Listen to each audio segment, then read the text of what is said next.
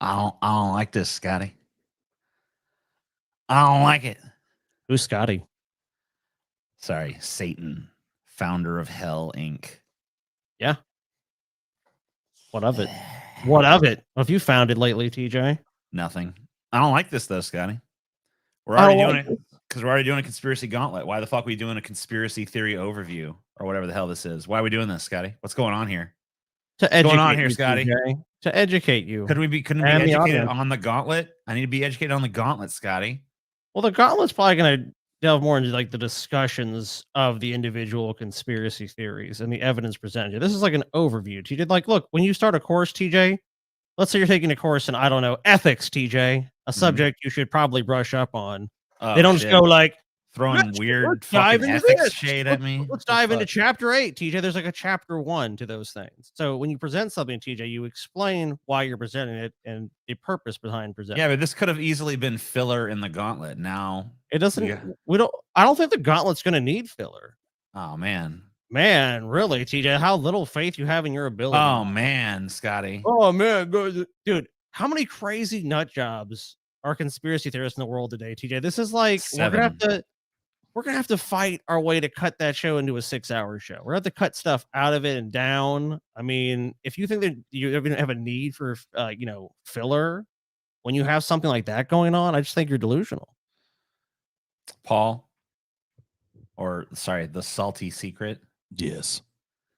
Are you one of those people that like doesn't like the term conspiracy theory?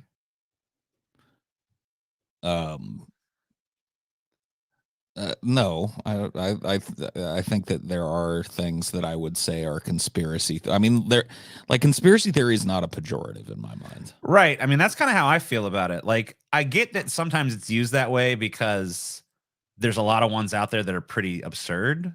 Yeah. But like, I don't think to say that someone has a theory, so someone to have a theory that a conspiracy is taking place is not in and of itself a pejorative.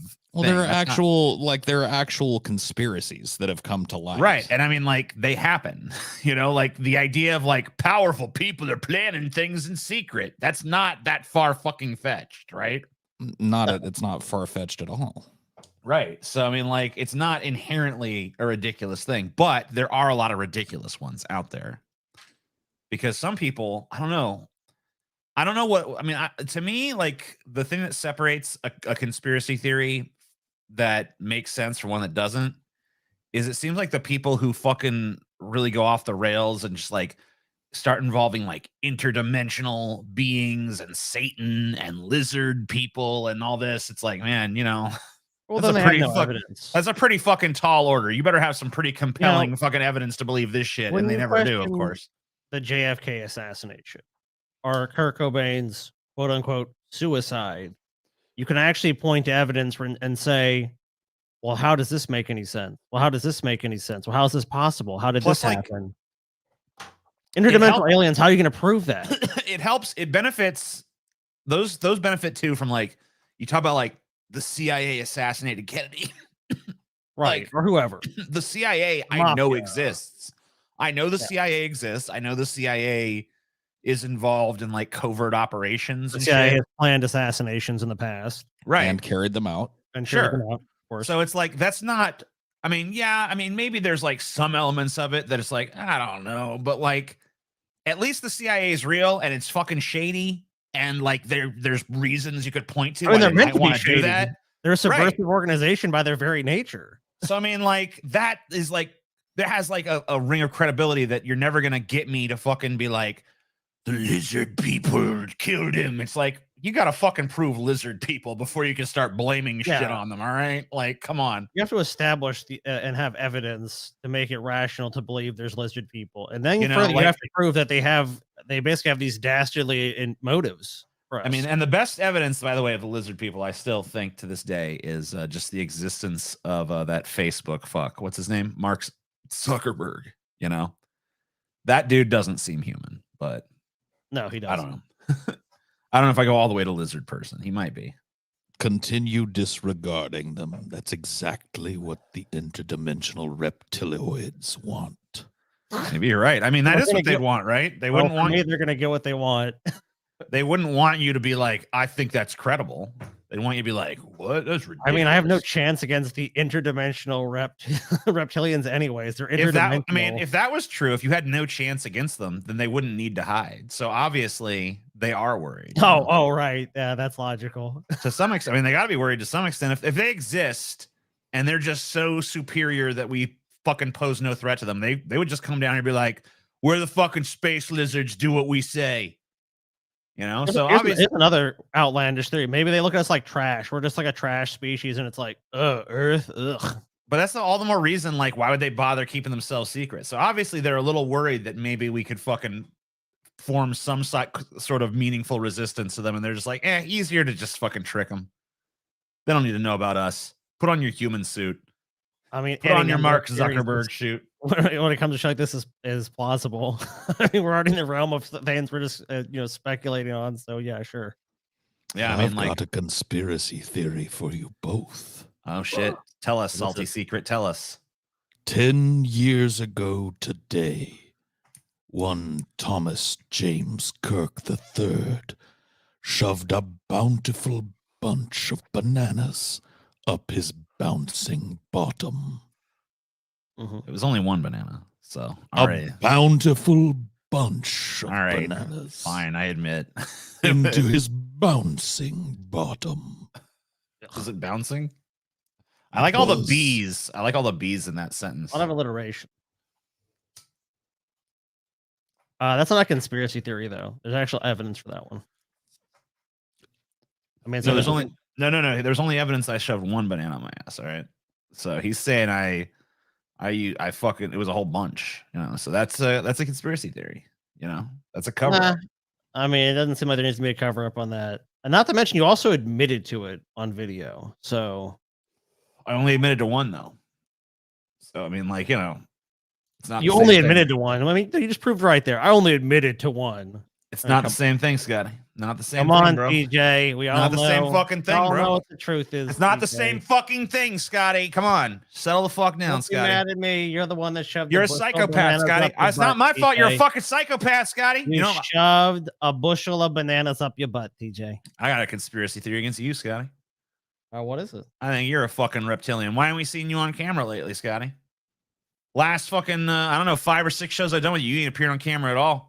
I mean, Paul at least occasionally will. I feel a little scaly lately, so Paul will turn his camera on a little bit, here and there, let us know he's still a fucking, he's still Paul. Where's your ass? TJ, my camera's been having issues, man. Oh, issues, huh? Yeah, I don't fucking buy that shit, lizard man. You don't seem like Scotty. You ain't got Scotty's vibe. I've known Scotty my whole fucking life, and you seem a little off, bitch. You ain't the real Scotty. You one of them fucking Wendigos or whatever the fuck. No, that's ridiculous, TJ. I'm clearly not. Look, I'd be happy to prove it to you as soon as my camera is fixed. Do you guys consider shit like that to be a conspiracy theory kind of thing, like monsters and shit, or that's like a sort of like over? That's cryptozoology is an arm of the conspiracy movement. Yeah, I agree. I mean, if it's not directly a conspiracy theory, it's like very super closely related in terms of like the type of people that are interested in it.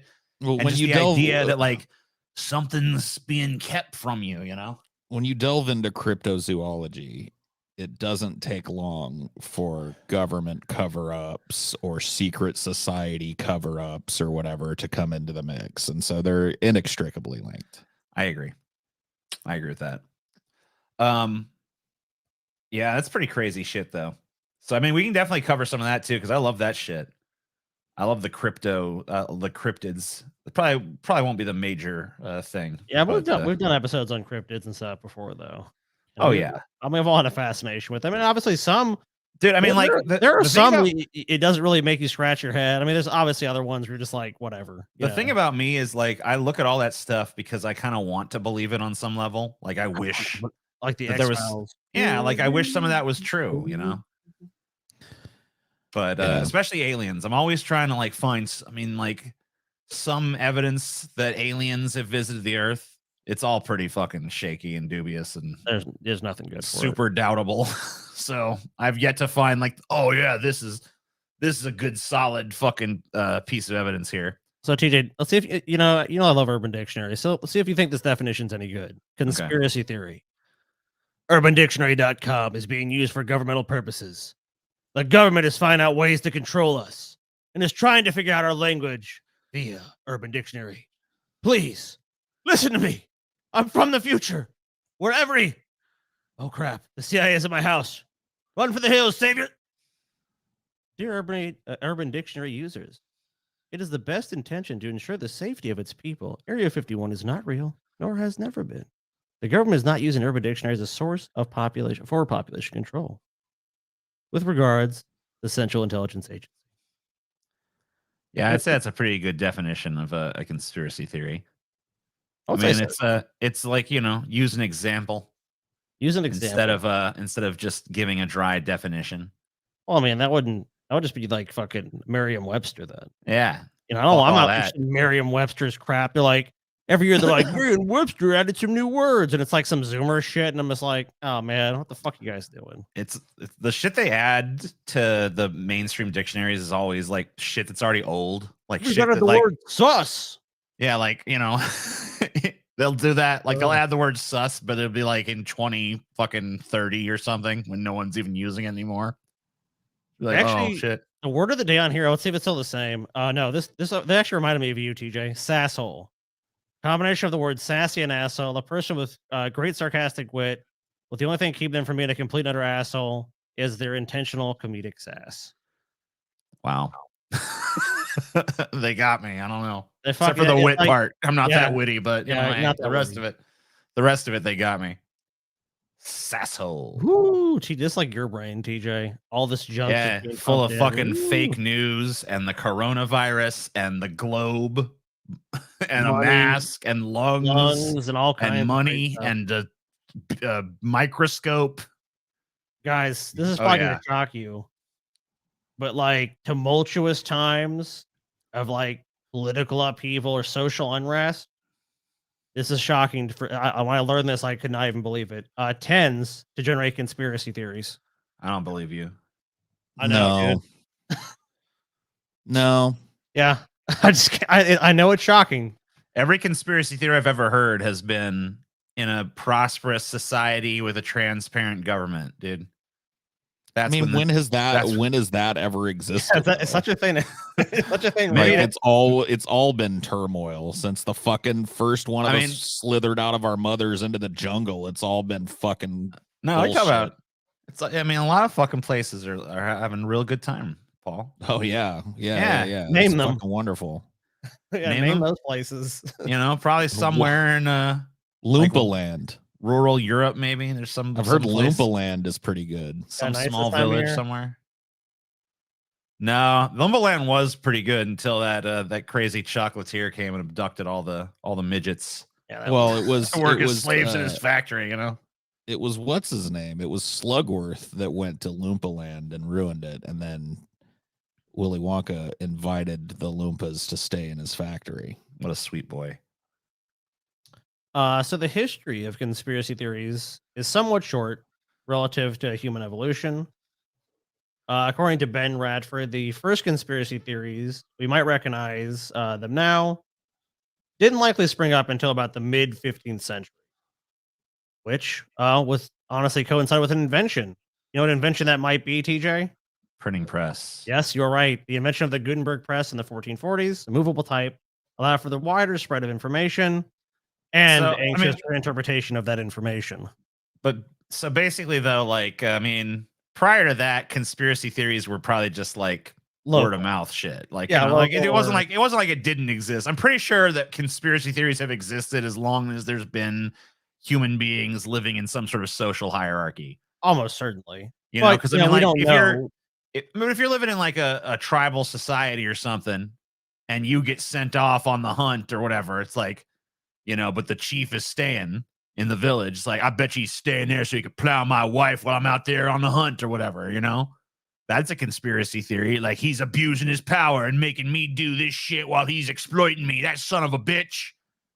So, true. And then if he starts spreading that around, like, I think he's fucking doing that. That's a conspiracy theory. That wouldn't technically be a conspiracy theory. Why not? Because there's no conspiracy. It's a conspiracy to fuck your wife while you're out hunting. No, That'd that's be just like being you a- go out that's just being hunting a and you dick. think, yeah, that'd be like if let's say you go out. Well, then what? hunting. Wait, well, then what is the definition of conspiracy? Conspiracy, like a conspiracy, it requires multiple parties to collude. An right. agreement to perform together an illegal, wrongful, or subversive act. A group There of you go. conspirators. All right, so what if the chief and his little two flunkies are all fucking? Right. Okay. Yeah. There you Now go. you Then got a it's conspiracy. Then it's a You conspiracy. got like theory. the chieftain and the village council are all conspiring to fuck your wife while you're out on the hunt. That's a exactly. conspiracy. All right, well there you go then. So I adjust. I'll make a Yeah. slight adjustment, but like that definitely happened. So conspiracy theories are pretty old.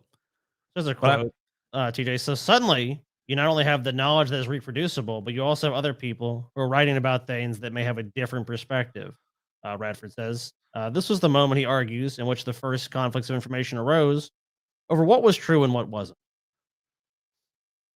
Yeah, and I mean, like you notice that the conspiracies ramp up the more we're saturated in information from more and What more has social media perspectives. done to conspiracy theories? It's been like a boon, right? I mean, thank God that there's no more full force multipliers of conspiracy theory propagation on the horizon or anything. Like, I don't know, like computers that could write stuff on their own or some crazy thing like Yeah, that. like an AI that just, Like an just AI knows. that could fucking like spam the entire internet with massive amounts of text on whatever subject it wants. That'd be that'd be wild, you know? I mean, they don't even really need much help. Bots right now can already do that shit. Yeah, but like they're getting more sophisticated at this point. Conspiracy theories have most often flourished during times of great socio-political upheaval and uncertainty. You see this kind of boom in conspiracies whenever there's political or social unrest throughout history. Sander van der Linden, a social psychologist who researches conspiracy theories at the Social Decision Making Lab at Cambridge. Whenever there is a significant uncertainty in the world, so uncertainty, social unrest, political unrest, poof, lots of people with explanations about what's going on. And of course, there's an example. Take the Salem witch trials in the 1690s, another transform moment in conspiratorial thinking. These events were prompted by sweeping social and political changes in Puritan New England, frontier wars with American Indians, expanding roles for women, and challenges to religious authority. So it's like, oh shit, things are changing. Things ain't going so well. Women getting rights, Indians everywhere. People challenging religion. And because And people more can't actually deal with any of those things on a realistic or like nuanced level, their brain instead is just like, you know what? I think there's witches afoot. So at that time, the prevailing fear of Salem witch hunters wasn't that the woman next door might be a witch, but rather there was a vast network of witches that existed and were gathering in secret and, of course, plotting to do evil things. Yeah, witches are fucking cool. Not these modern ones though. Like these modern ones that just like mind their own business and go in the woods and like, hey, Lame. mother spirit. Yeah. Fuck that. I'm talking about They like run like a crystal shop down by the beach or something. yeah, not those. I'm talking They about suck. these old school Salem style, like, what evil can we do? Those are cool, you know, especially the ones that fuck Satan. That's always good. Not the Satan in here. He's lame. I'm talking about the real Satan now. I don't think there's any difference. I find that offensive. I'm sorry. The basic idea of a covert network of evildoers threads throughout most 20th century moral panics, from the anti-Semitic conspiracy theories circulated by the Nazis to McCarthyism, to of course one of our favorite times, the Satanic Panic of the 80s and 90s. Conspiracy theories provide. Don't forget, and the 2020s. Oh yeah, well yeah, back. Because Guess who's back?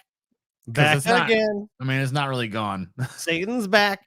Well, I mean, it died down a little. You know, it died down briefly For a minute. Yeah, It died down for a sec. And of But now course, it's back. you know, as we've said many times, conspiracy theories provide people with a feeling of control when presented with troubling and disturbing information, calming our fears of the inevitable or unknown. A lot of these conspiracies detract from the scary themes in the world. Climate change, coronavirus, just another way to deny reality and have to think of your own fragility in the world. It's an escape for people who are not so tolerant of uncertainty. Well, yeah, the conspiracy theories died in the 90s because we were the last smart generation, and then the millennials came along and they were like, "Boo, maybe it was Satan that did it." Could have Satan have done did it? Maybe. I mean, so like, there's really a lot of. I mean, it's no wonder that a lot of times it is like Satan or demons or something like, or witches or something like that, because it does seem like, you know, conspiracy theories and religion kind of have something in common in that a lot of them spring up because people are scared to be uncertain about something. You know, something like, what happens after we die? Let's make something up. Let's make up something really comforting. There's a magical man that makes everything better and you live and forever. he's gonna send us to a wonderful place, but only if we obey him and give me money and stuff. Whoa. I recognize this is the truth. It's also a measure of social control when you have belief like that, because it's like, you know, for very simple-minded people way back, you know, hundreds of thousands of years ago, that made sense to them. If you do bad thing, divine punishment. But like, if times are scary, you know, which they very often are, it's pretty easy to just be like, all right, well, I know what's really going on. It's these damn lizards. Oh, if you look at the state of the world, I mean, it makes perfect sense. Like, you know, you have something that is like this massive, complex, many-faceted, like hydra of challenges of a global and modern world. And if you can reduce it down to there's evil aliens that are just making things bad, that is like, oh, okay, I can wrap my head around that. And that's a lot easier. It's a lot easier to reckon with stuff. Too. The alien stuff is often a fucking red herring in conspiracy, though. It's the reason why people are just immediately dismissive of any conspiracy. But there's a shit ton of people who really believe. Like, I used to go on rents.com all the time, which is like a big site for that kind of stuff. Oh, it's on the conspiracy. And there's a shit ton of fucking alien stuff. Oh, I know. So it's not I like work my way through it. I'm just saying. It's not like it's not out there. But you're saying you're right that it might be. I mean, like, it might be a little overrepresented. But like, when you got someone like Alex Jones out there, who I haven't really heard him say too much about aliens, but he definitely gets into interdimensional beings and goblins. He's more about a global new world order in which the you know, most of the population is cold. They're kept in these mega cities or camps, and eventually the ruling elite of the globalist order basically just gets to reign over everybody and live forever as like cyborgs and transhuman monsters, essentially. Right, but he definitely invokes like Satan and interdimensional beings and stuff like that too. Oh, of course. But it's never exactly clear how serious he is about that. Like, he kind of keeps it. I think he's like trying to appeal to those people without necessarily committing to a specific narrative as to like what these people are. But like the stuff about like flies love Obama, you know, they're all over him, you know, like that kind of shit. Love him. Because he smells like frickin' sulfur. You know, it's like, okay. He's a demon, TJ. Oh, TJ is a demon.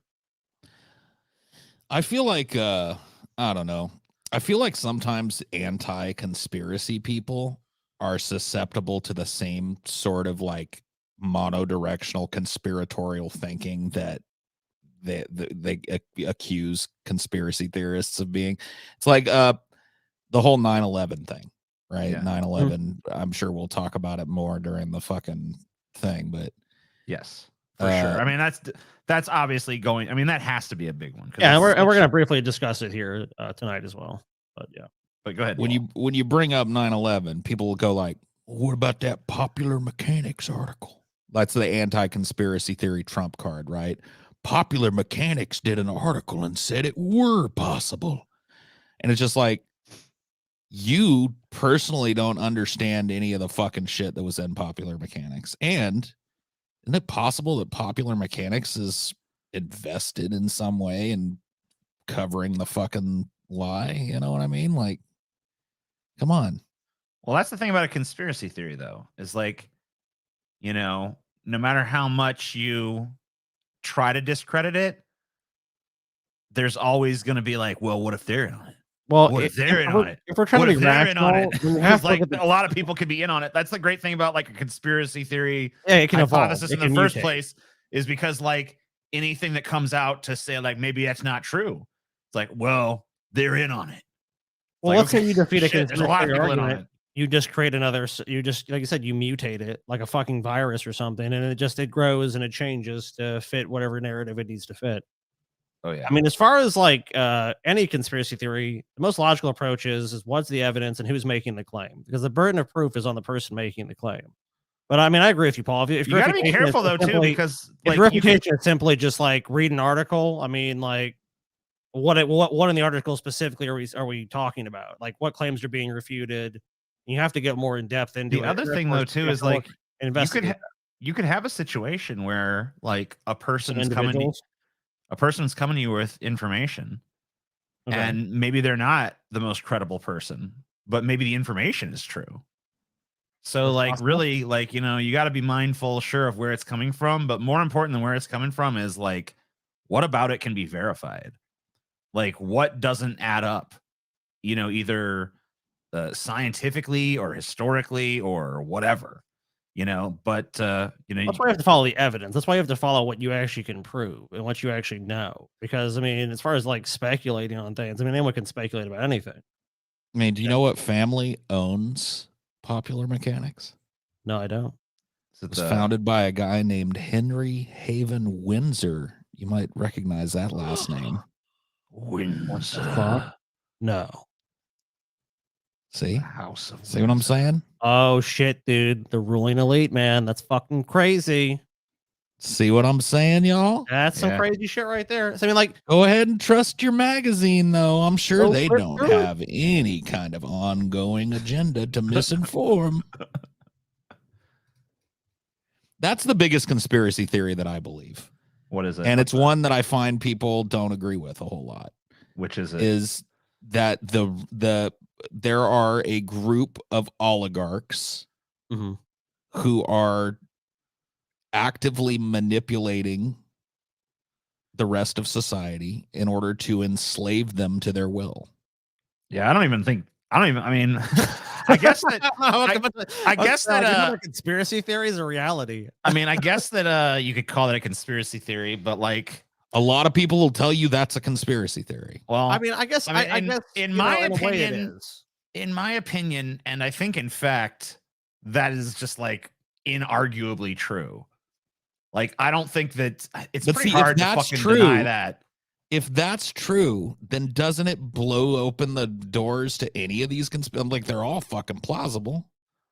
Well, I mean, I guess that's one of the things we're going to try to figure out is like which ones are plausible, which ones aren't, I mean, which ones can we plausible not and make any provable, fucking real though, are determination different. about. You know, so I'm like, you've got something you've got can a be group plausible, of but not really necessarily true. you've got a group of moneyed elites, many of them whose families have been wealthy for generations, Yeah, beyond generational wealth. generations. Yeah, I don't think there's any denying that. That's true. And, That and obviously, they we've own seen they own all of the fucking media. They own the Yep. entire facility by which information is disseminated to the public. they own the banking system. They own the entertainment industry. They own the news media. They own own pretty much everything. everything. Meat. And they decide farmland, what goes. meat. Right. They decide what goes and what doesn't as far as information. And every once in a while you have a whistleblower that comes out and everybody goes, "Oh, look at this crazy fuck." Because they've got a complete and utter domination of the method by which we learn information. And so to me, I think there are way more conspiracies than are represented in modern like conspiracy theory circles. I mean, there probably are. The other thing, though, too, is that because you kind of have this environment where it's sort of like this post-truth world in a lot of ways. Well, actually, let's read this thing. Let me read this thing. Because Okay, go ahead. that kind of deals exactly with what you're about to talk about. So I'll let you Sure. speak right after. Let me just read this No, go paragraph ahead. and we'll go from there. The modern misinformation crisis allows conspiracy theories to flourish. Conspiracy theories are often seen as akin to folklore or urban legends, as mostly harmless what-if entertainment. But in the United States, conspiracy theories have much more power than these tales do. The conspiracy theory can be a political weapon. Thanks to what historian Richard J. Hofstetler calls the paranoid style, a tendency toward hypervigilant, alarmist, absolutist beliefs that stem from a combination of, quote, heated exaggeration, suspiciousness, and conspiratorial fantasy. Well, so is Arthur C. Clarke is responsible for some of the most prescient sci-fi ever written. Undoubtedly. He was ringing the bell on AI before it was a thing. And they call his particular brand of sci-fi paranoid sci-fi. Is it paranoia? I mean, I guess it's paranoia driving it, but when it's paranoia that's based on his analysis of the like escalation of technology and where that would go in 20, 30, 40, 50, 60, 70 years. Right. Well, I think it's And it important to turns note out- that paranoid doesn't necessarily equal wrong. I mean, Right. you know Yeah, what I of mean? course. But see, that's one of the things too, is that word will get thrown at a conspiracy theorist. And it's like, it's a conversation stopper word, because people don't like, as simple as that sentiment that you just expressed is, people don't think of it that way. When they think paranoia, they think a ravening tinfoil hat lunatic that's gone around the bend, lost the plot. There's all these conversational stopper type of things that are used to reinforce the status quo message. And so a conspiracy theory has a huge hill to climb, no matter how true it is. yeah. I mean, it probably should, though. I mean, it should. There should always be evidence and a burden of proof on anyone making a claim, and I don't mean, think that's like It honestly seems like, I mean, paranoid. it really depends on the crowd you're talking to, too, because there's a lot of people, there's a lot of places where I feel like particular conspiracy theories are like very welcome, you know? And, yeah. and there's other places where they're not so welcome, or there's places where like this conspiracy theory is welcome and this one isn't. I think it's just like, you got to be careful not to fall into the trap of believing something just because it satisfies some psychological itch. Well, and I think the thing with people like Arthur C. Clarke or let's say like George Orwell with like 1984. I mean, 1984 basically almost came into existence. I mean, you could arguably came into existence with a country like, let's say, North Korea. I mean, I feel like sometimes like 1984 is just like the status quo in a lot of ways. Yeah. So I mean, like I mean, like the idea of like a bunch of here, like, okay, there's three, like in 1984, there's three major superpowers that are just constantly at war with one another. Yeah, they're allies. They're at war. It changes depending on whatever. To build up the and like there's constantly changing dynamics, so you can never get too used to it. It's like, and then whoever is the enemy now has always been the enemy, and so I think a lot of elements of 1984, have happened. That's probably because like a lot of they were happening. A lot of what's happening described during was his happening. time. Yeah, like he was writing about what he saw and extrapolating it. But just an example of people would say, "Oh, that's conspiratorial thinking." You know what I mean? So I mean, but I think the difference here is when we're talking about paranoid style. I mean, it's also referred to as heated exaggeration, suspiciousness, and fantasy. Essentially, so we're not talking about things that have like credibility to them. I think we're talking about things that have very little, like let's say QAnon or something. But I mean, like a lot of I think people make predictions over and over again, and there's never any basis for it. It's really just coming. I think part of what Paul was saying, though, and correct me if I'm wrong, Paul, was kind of just like, Arthur, Arthur C. Clarke or any of these major science fiction figures, Philip K. Dick, that have these like, Orwell, have these predictions under their belt. They all wrote this stuff as fiction, and a lot of it's come to pass. So, I mean, they were using their imagination, but they were looking at what's really going on in the world and extrapolating it a little further. And none of them got shit exactly right, but a lot of them were on the right track. Not surprising. So, I mean, like, I think that, you can't discount the human imagination and its capacity to figure shit out either. Oh, that's definitely. how I feel about most. That's how I feel about most major conspiracy theories. Like, setting aside the aliens and the reptiloids and shit, where there's no way that you could possibly hope to prove it. You go, I'm like chemtrails. Do I think that every airliner is spitting poison into the air to like mind control people? No. Do I think that governments in this world have experimented with aerosol dispersal over populated areas? I know for a fact they have. Yeah, I have. Yeah, that's true. And so, you know what I mean? Like, sometimes I think people carry it a little far in their conclusions, but I think being conspiracy minded is just being fucking smart. Yeah, We all really. agreed earlier pretty much implicitly that we live in a world filled with crazy, bloodthirsty, greedy oligarchs Oh yeah. whose entire existence is to facilitate the enslavement of mankind to their The whim. concentration of wealth. But I also think that you have to be mindful that there are a lot of people who look at this status quo and view it as fertile ground for them to, you know, to rise up, you know, because, oh, well, no one trusts the official sources of information. So what if I set myself up as this alternate source of information and then I craft this narrative? What should we see with figures like Alex Jones? And, you know, I mean, like so you got to be mindful that this is fertile ground for hucksters and scammers and people like that too. Well, I believe they're the very self-same cabal that we just talked about, this group of oligarchs that are running things, catering to their whim. The owners. I think that they actively engage in the exact thing that you're talking about in order to poison the well of this. It's called COINTELPRO.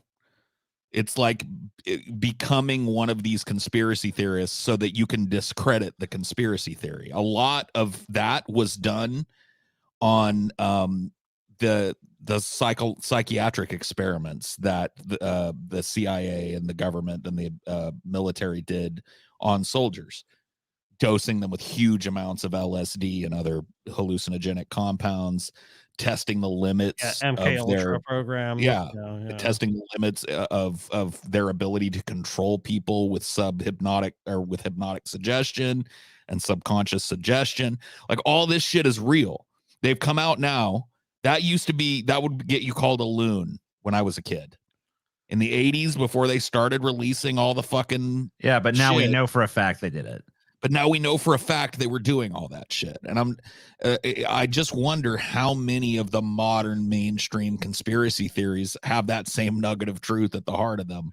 And maybe they're just extrapolated in ways that are, you know, they go down the wrong fucking road when they're pointing the finger, or they have the wrong motive in mind, or they assume some apparatus that doesn't exist, but it's being facilitated through other means, you know? Yeah. Sure. No, I mean, I think there, you know, look, my attitude towards it is always like, be open-minded, but be skeptical. Yeah, skepticism. Like, I don't want to fucking, because I don't want to be had by the official sources, but I don't want to be had by a charlatan that's trying to pull me in another direction either. I just want to base everything I think on, you know, empiricism and reason. And, you know, if that, in the absence of that, I want to be open-minded to like, yeah, this is all possible. So, I mean, that's kind of my approach to it. I try to be that way. A very similar approach. It's very easy, I think, to either just believe a comforting lie, or, you know, whether it be like this official source, or if it's like reducing complex things down to something that's simple, that has like a very identifiable villain. You know, we know people lie. We know the government lies. You know, so that's I mean, a rational and critical approach is the best one to have, because saying, oh, I trust the government because it's the government. It's like, well, the government has been known to lie countless times. We have countless examples. I mean, look what Edward Snowden did with whistleblowing. I mean, he's one of many people, but really the most famous. And so the government is essentially every communication, every email, every text, everything you do in cooperation with big business is there. They can look through everything. You go search something right now, the CIA knows what you're searching for. They can tell you, oh, you're searching for this. We know what your web history is. You know, we had this massive invasion of privacy. But if you said that to people 10 years ago, before those programs were created, or before we knew about them, it would have been, oh no, the government's not. That's a bunch of conspiracy theory. That's literally in the movie Swordfish. Remember, it's like the government has this program that can do all this stuff, and I bet you people at the time like, the government is not gonna, they can't do that. That's far-fetched. That's fantasy. The Constitution would stop them. That's an invasion of your Fourth Amendment rights. That's unconstitutional. And it's like, nope, the government fucking did it, bitch. And what happened to the people that tell the truth? Oh, you're gone. Oh, you need to go to fucking prison. You belong underneath the fucking jail. Julian Assange, another guy, WikiLeaks. What'd he reveal? Oh, we're fighting an ethical war in Iraq. Here's videos of soldiers laughing as they kill women and children. Ha ha ha! It's funny. Shoot, they shot at an ambulance. That was the collateral murder was there like an ambulance van had pulled up to try and like treat some people that were blown up by a mortar or some shit. It's well known. And they fucking nuked them from they used a fucking attack helicopter to destroy them.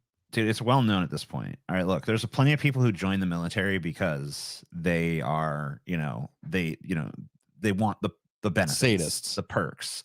But there's also people, like you just mentioned, who join the military because, hey, I can kill people. Here's an outlet for all the fucked up feelings I feel inside, all the aggression, all the violence that's inside of me. Here's where I can go unleash that. Yeah. And they go to these countries where, and they just do war crimes and shit. Well, yeah, where anything is permissible for the most part. I mean, like, and for the most part, unless someone fucking covers it or there's a whistleblower or something, they're gonna get away with it. I guarantee you, there's tons of fucking horrible things that have happened in those countries that our soldiers did that we're never gonna know a goddamn thing about. And believe it or not, they're the more restrained groups. The actual state-sponsored militaries are actually the more restrained of those groups, and they're doing horrible shit. The private military companies they send over there just slaughter people wholesale, and it's deniable. It's plausible deniability. Oh, we never told them to do that. We never told the soldiers of fortune to go blow up that village and kill everyone in it. When we hired those mercenaries to go and hold down this country for us, we never knew they were gonna do war crime stuff. Yeah, like war crimes is bad. Like we agreed to this convention. We don't torture people. We don't do. Oh, actually, we do. Never mind. Sorry, we have the moral high ground though. But that could be a whole episode in itself. So it's just like, oh well, we never knew. Look here, TJ. They're poisoning Chem-Trails. Oh, you're done, TJ. You're fucking done. I love them, Scotty. Also known as SLAP, as in a slap in the face to the American people. Oh shit. Secret large-scale atmospheric program. The theory alleges that water condensation trails, also known as contrails, from aircraft consist of chemicals or biological agents or contain a supposedly toxic mix of aluminum, let's see, what's that? Strontium and barium under secret government policies. An estimated 17% of people globally believe the theory to be true or partly true. In 2016, the Carnegie Institution of Science published the first ever peer-reviewed study of the chemtrail theory. 76 out of 77 participating atmospheric chemists and geochemists stated that they had seen no evidence to support the chemtrail theory, or stated the chemtrail theorists rely on poor sampling. Poor sampling. So poor sampling. So I guess they have, I guess at least when this one has been studied, yes, you can at least argue with that. Like, this has been studied. Now, obviously, you can question the study, I'm sure, if you want. I don't think, but the thing that doesn't make sense to me about the chemtrails shit. What's that? Is, like, rich people have a lot of stuff where they can go off and do their own kind of thing. Like, what do you mean by that? Like, they can they don't have to go on the commercial flight because they got a private jet. Right. They don't have to, they don't even have to go to the DMV. Like, if you're rich and powerful enough, like, you can literally send someone else to go to the DMV and get your license for you and shit. I wish I was that rich and powerful. So, I mean, like, you don't like, there's so many things you can avoid, but like, you can't, if there's just like wantonly bombarding the air with like dangerous chemicals, you can't like walk outside and be like, somehow I, the rich person, am immune from that. So I don't think that you can just say like, I'm sorry, T. That's where the nanites come into the system. The nanites neutralize the the idea that like TJ. Any and all contrails are like laced with dangerous chemicals seems weird to me, because there's no way the people doing it could avoid it. But I mean, the same argument made about what about oil executives with climate change, right? I mean, they know they're destroying the planet. I mean, it's still uncomfortably hot where if they go somewhere in the world, I mean, they're not exempt from that. I mean, obviously, maybe the worst of the consequences people alive today. They'll. I mean, avoid first of all, a those. lot of those dudes are like 900 years old, so they don't even have to worry about it. Well, they still have families. They're still But getting even- inherited wealth. but, you and know, their they families just- are gonna. They're people. They're Dude, gonna. they They're have- people they care about still. we know for a fact they have like bunkers and shit all over the world. Like that's Real. another thing that's been New reported Zealand's on. big for that. Right. There's New Zealand in particular, because it's so isolated and it's such a nice place. There's a bunch of fucking billionaires that have bunkers in New Zealand, like into the world bunkers. So I mean, like, you know, they have a little escape plan. Well, there's a guy, this journalist, I forget his name, but he went and talked. He did like this conference with a bunch of these like basically the elites, and they're talking about. It was basically the discussion was, if shit hits the fan, like how do we control people? How do we do this? You know, how do we survive essentially? And the guy was like, well, your best thing is to create like a cohesive community in which everyone, you know, plays a role and, you know, blah, blah, blah. Basically like trying to create like your own version of like a mini, you know, functional communal society. And they were not interested in that. It's like, that's nonsense. You know, like how do we control them? Like you have collars that blow up their heads or something, you know, it's like, they're not interested in that. So, I mean, you know, we're talking about, if we go back to that kind of thing Paul mentioned before, it's like these people are definitely considering this stuff too. So that's another. Well, thing. we could form like an egalitarian. Let me Like stop you Vault right Tech, there. dude, right? Let's make our underground vaults where we're going to be okay and we run everything. Like, you know, my family's the overseer because I was rich. And then, of course, a bunch of those vault. vaults were used for like experimentation and shit. Of course, yeah. I mean, that's why it's such a fascinating game. But so according to the first ever study done on it, peer-reviewed study, yeah, they say nope. 76 out of 77 participating atmospheric chemists and geochemists said they have seen no evidence to support the chemtrail theory. I have a guy that disagrees with them, though. Want to meet him? Let's hear it. Yeah, I like this guy. I've heard this guy before. We have a chemtrail guest with Chemtrail Watch on the show tomorrow. Chemtrails are real. Until 1996, all... I mean, I can't argue. I have seen chemtrails. They are real. Why is he playing the Imperial March behind him? I'm not sure. Probably because I guess he considers, you know, those in power to be the empire, TJ. But he's the playing it. rebellion. He's playing it to back himself, so it makes it seem like he's the empire. It's very It's possible. just someone else a could have added song it. that evokes an evil empire in people. It's just it's like a Pavlovian signal to his audience to get them prepared to hear his, you know, evil empire theory. Cool. All right, I like it. condensation ice crystal trails only formed at 20,000 feet and higher, generally in the winter months, and they faded out in a few seconds to the maximum of 1 minute.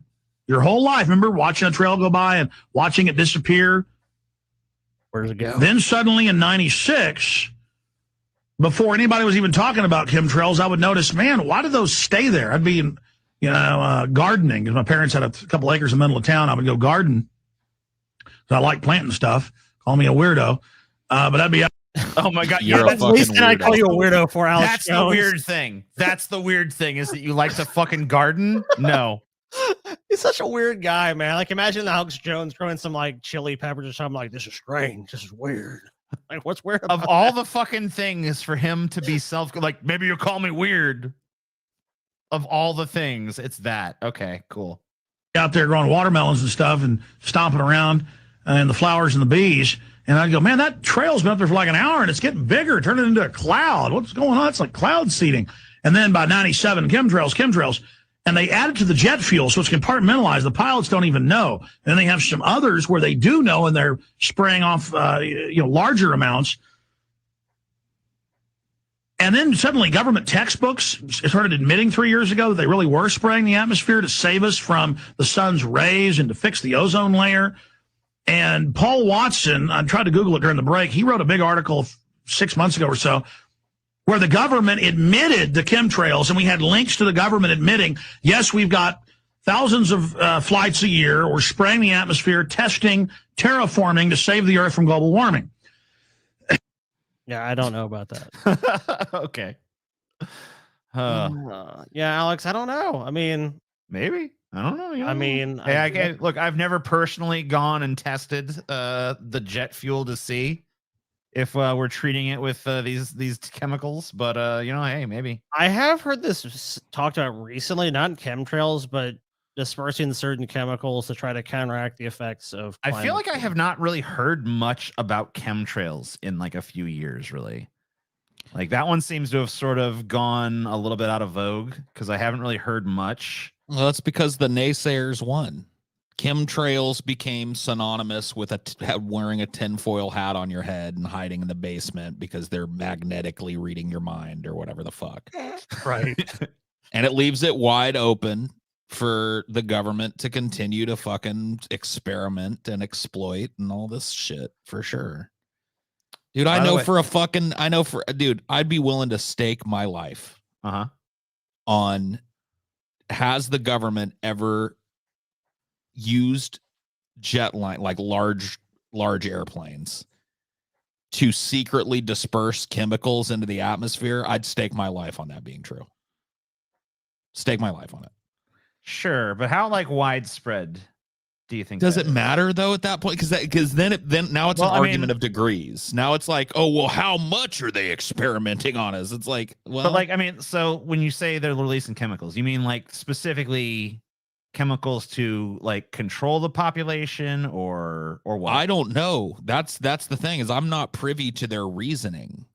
The reasoning that they do give is things like cloud seeding. So like the UAE and Qatar and those kind of Emirates over there will seed the clouds so that it rains in places where it shouldn't rain, right? So we know that they can do that. That's a Sure. recent development that we've been made aware of that's happening. I've seen that, yeah. And so it's like, I don't know.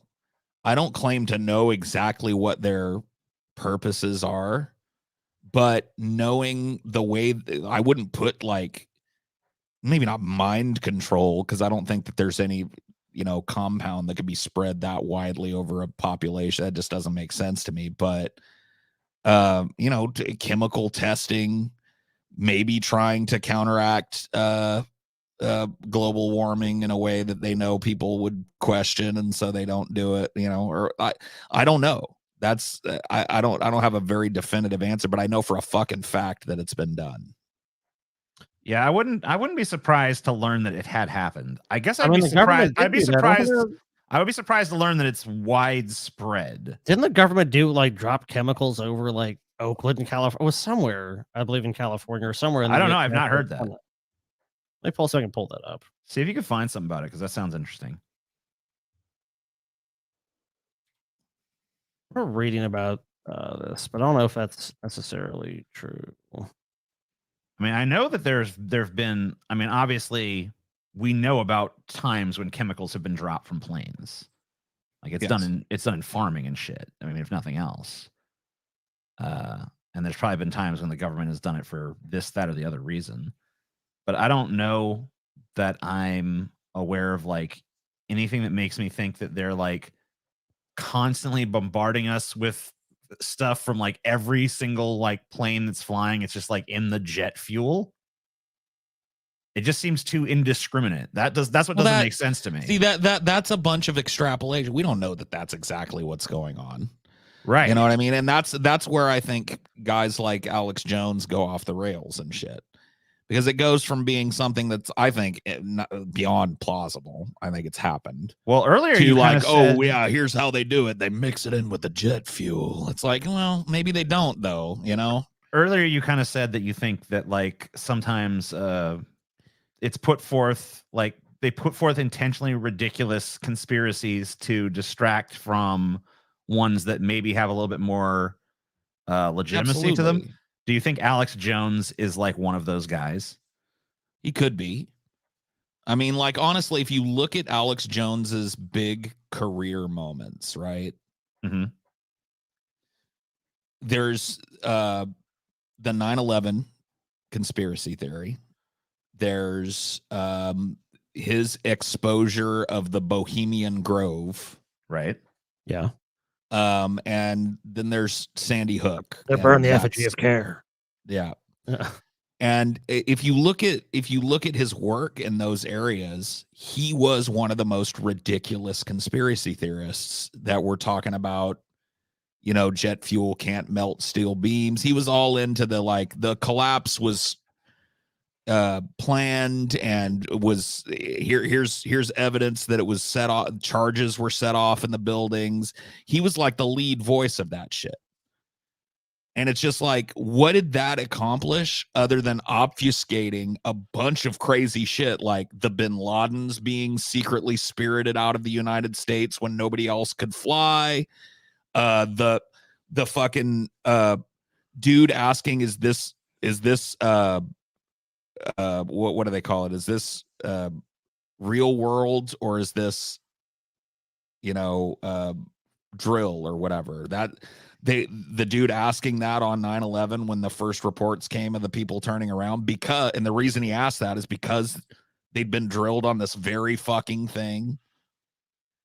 This group of Afghani guys being able to just operate well within the knowledge of the American national security apparatus, just like learned how to fly planes in the United States and exist as a terror cell, and they knew all about it. You know what I mean? Like, all of that stuff gets swept under the rug, and everybody's talking about like, oh, the buildings were blown up from the inside. No, they weren't. Yes, they were, So I don't know for a fact, but I wouldn't put it past him. All right, so here's an interesting article from Live Science. Did Army spray harmful chemicals on U.S. cities? During the 1950s and 60s, the U.S. Army dusted chosen American cities from coast to coast with a fine powder of fluorescent, potentially toxic chemical. And now one scientist has released, in the case of St. Louis, the powder may have contained radioactive material. So here's at least one example of the U.S. military doing this. The powder scouting was part of Operation Large Area Coverage, a series of tests the Army says were designed to assess the threat of biological attacks by simulating the airborne dispersion of germs. The experiments exposed large swaths of the United States and parts of Mexico and Canada to flurries of a synthesized chemical called zinc-cadmium sulfide. So they were just like, we need to test how effective an attack like this would be against our citizens, our population. And so they decided to simulate it by using an actual radioactive fucking chemical. Yeah. Cool. And if you go further, how much zinc cadmium sulfide were citizens exposed to? The NRC estimated the maximum potential dose of cadmium, a known carcinogen, by one person. AC would have been 24.4 micrograms over 31 months by a resident of St. Louis. Exposures could have been much higher in Biltmore, Beach, Florida, where more powder was released as an area was remote as the area was remote at the time and apparently deemed to be unpopulated. I guess it wasn't. Sorry. Sorry. For comparison, Americans take an average of 18.9 micrograms of cadmium every year in their food, while smokers are exposed to 1.7 micrograms of cadmium every cigarette, according to the International Agency for Research on Cancer. I mean, like, here's an example of another example of the U.S. military doing this that we know for sure. There's Agent Orange in Vietnam, which was sprayed on the jungle because it was a, quote, defoliant, but actually was part of the military's, and they experimented on our own soldiers as well. Oh, yeah. They wanted to test the viability of this type of warfare in a live war environment. And so they did. And it was horrible. It caused people to have children that had microcephaly and hydrocephaly and all this crazy shit. Caused all kinds of respiratory and heart problems and cognitive problems. If you read Manson's book, Long Hard Road Out of Hell, he's actually was affected by it. He was in actually a group, but he had a heart defect due to it. But he said people in the group had like all kinds of crazy ailments. So I mean, this affected a lot of people. Because his father fought in Vietnam and was one of the dudes that was like spraying Agent Orange. Yeah, he was one of the dudes dropping it on people, so he lucked out. But he was also exposed to it himself. Oh, of course. But I mean, there's far worse. So I guess sure. If you want to blame, hey, why is Marilyn Manson crazy? It's like, look, Agent Orange, dude. But yeah, I mean, the government has no problem doing that. It's not shocking to me that they did that testing. It's not shocking to me that they essentially in another country did basically almost genetic experimentation. And Like, you know, what's that's gonna happen to people in the 3 thing- generations if they're exposed to this shit? the thing I would caution people with is, you know, like, don't ever think that the government wouldn't do this stuff today. Don't ever think that like they've become more trustworthy since then, or that something like that could no longer happen, because it most certainly could. Like, Oh, they boy. haven't grown a conscience since then. They're the same beast they were. So I don't have too much pulled in this one, so this might be a huge topic of discussion. The 2019 death of Jeffrey Epstein, an American financier, billionaire, and convicted sex offender with ties to Donald Trump, This is not even a conspiracy theory. Bill Clinton, and other members of the elite, has become the subject of conspiracy theories. It's not. It's just See, like I think that the this elites is so want fucking. This is so like this being labeled just a conspiracy theory. This is like a legitimate fucking concern. Well, you know what? We have to look at the evidence when we do the show. I mean, like, I guess it technically is a conspiracy theory, but it's a fucking one with a lot of fucking evidence. Well, then we got to present that evidence to people. I mean, it's one thing, like, you know, we said, like, you know, Paul said earlier in the show, you can say the Popular Mechanics magazine, but we got to lay out, if we think something's not a conspiracy theory and it has credible evidence, we have to lay that evidence out to people and let them decide. I mean, it's definitely a conspiracy theory, but it's a fucking true one. I have almost no doubt about it. I think a lot of people feel this is true. Yeah, I mean, like I almost feel like it's a conspiracy theory to fucking say that that it didn't happen.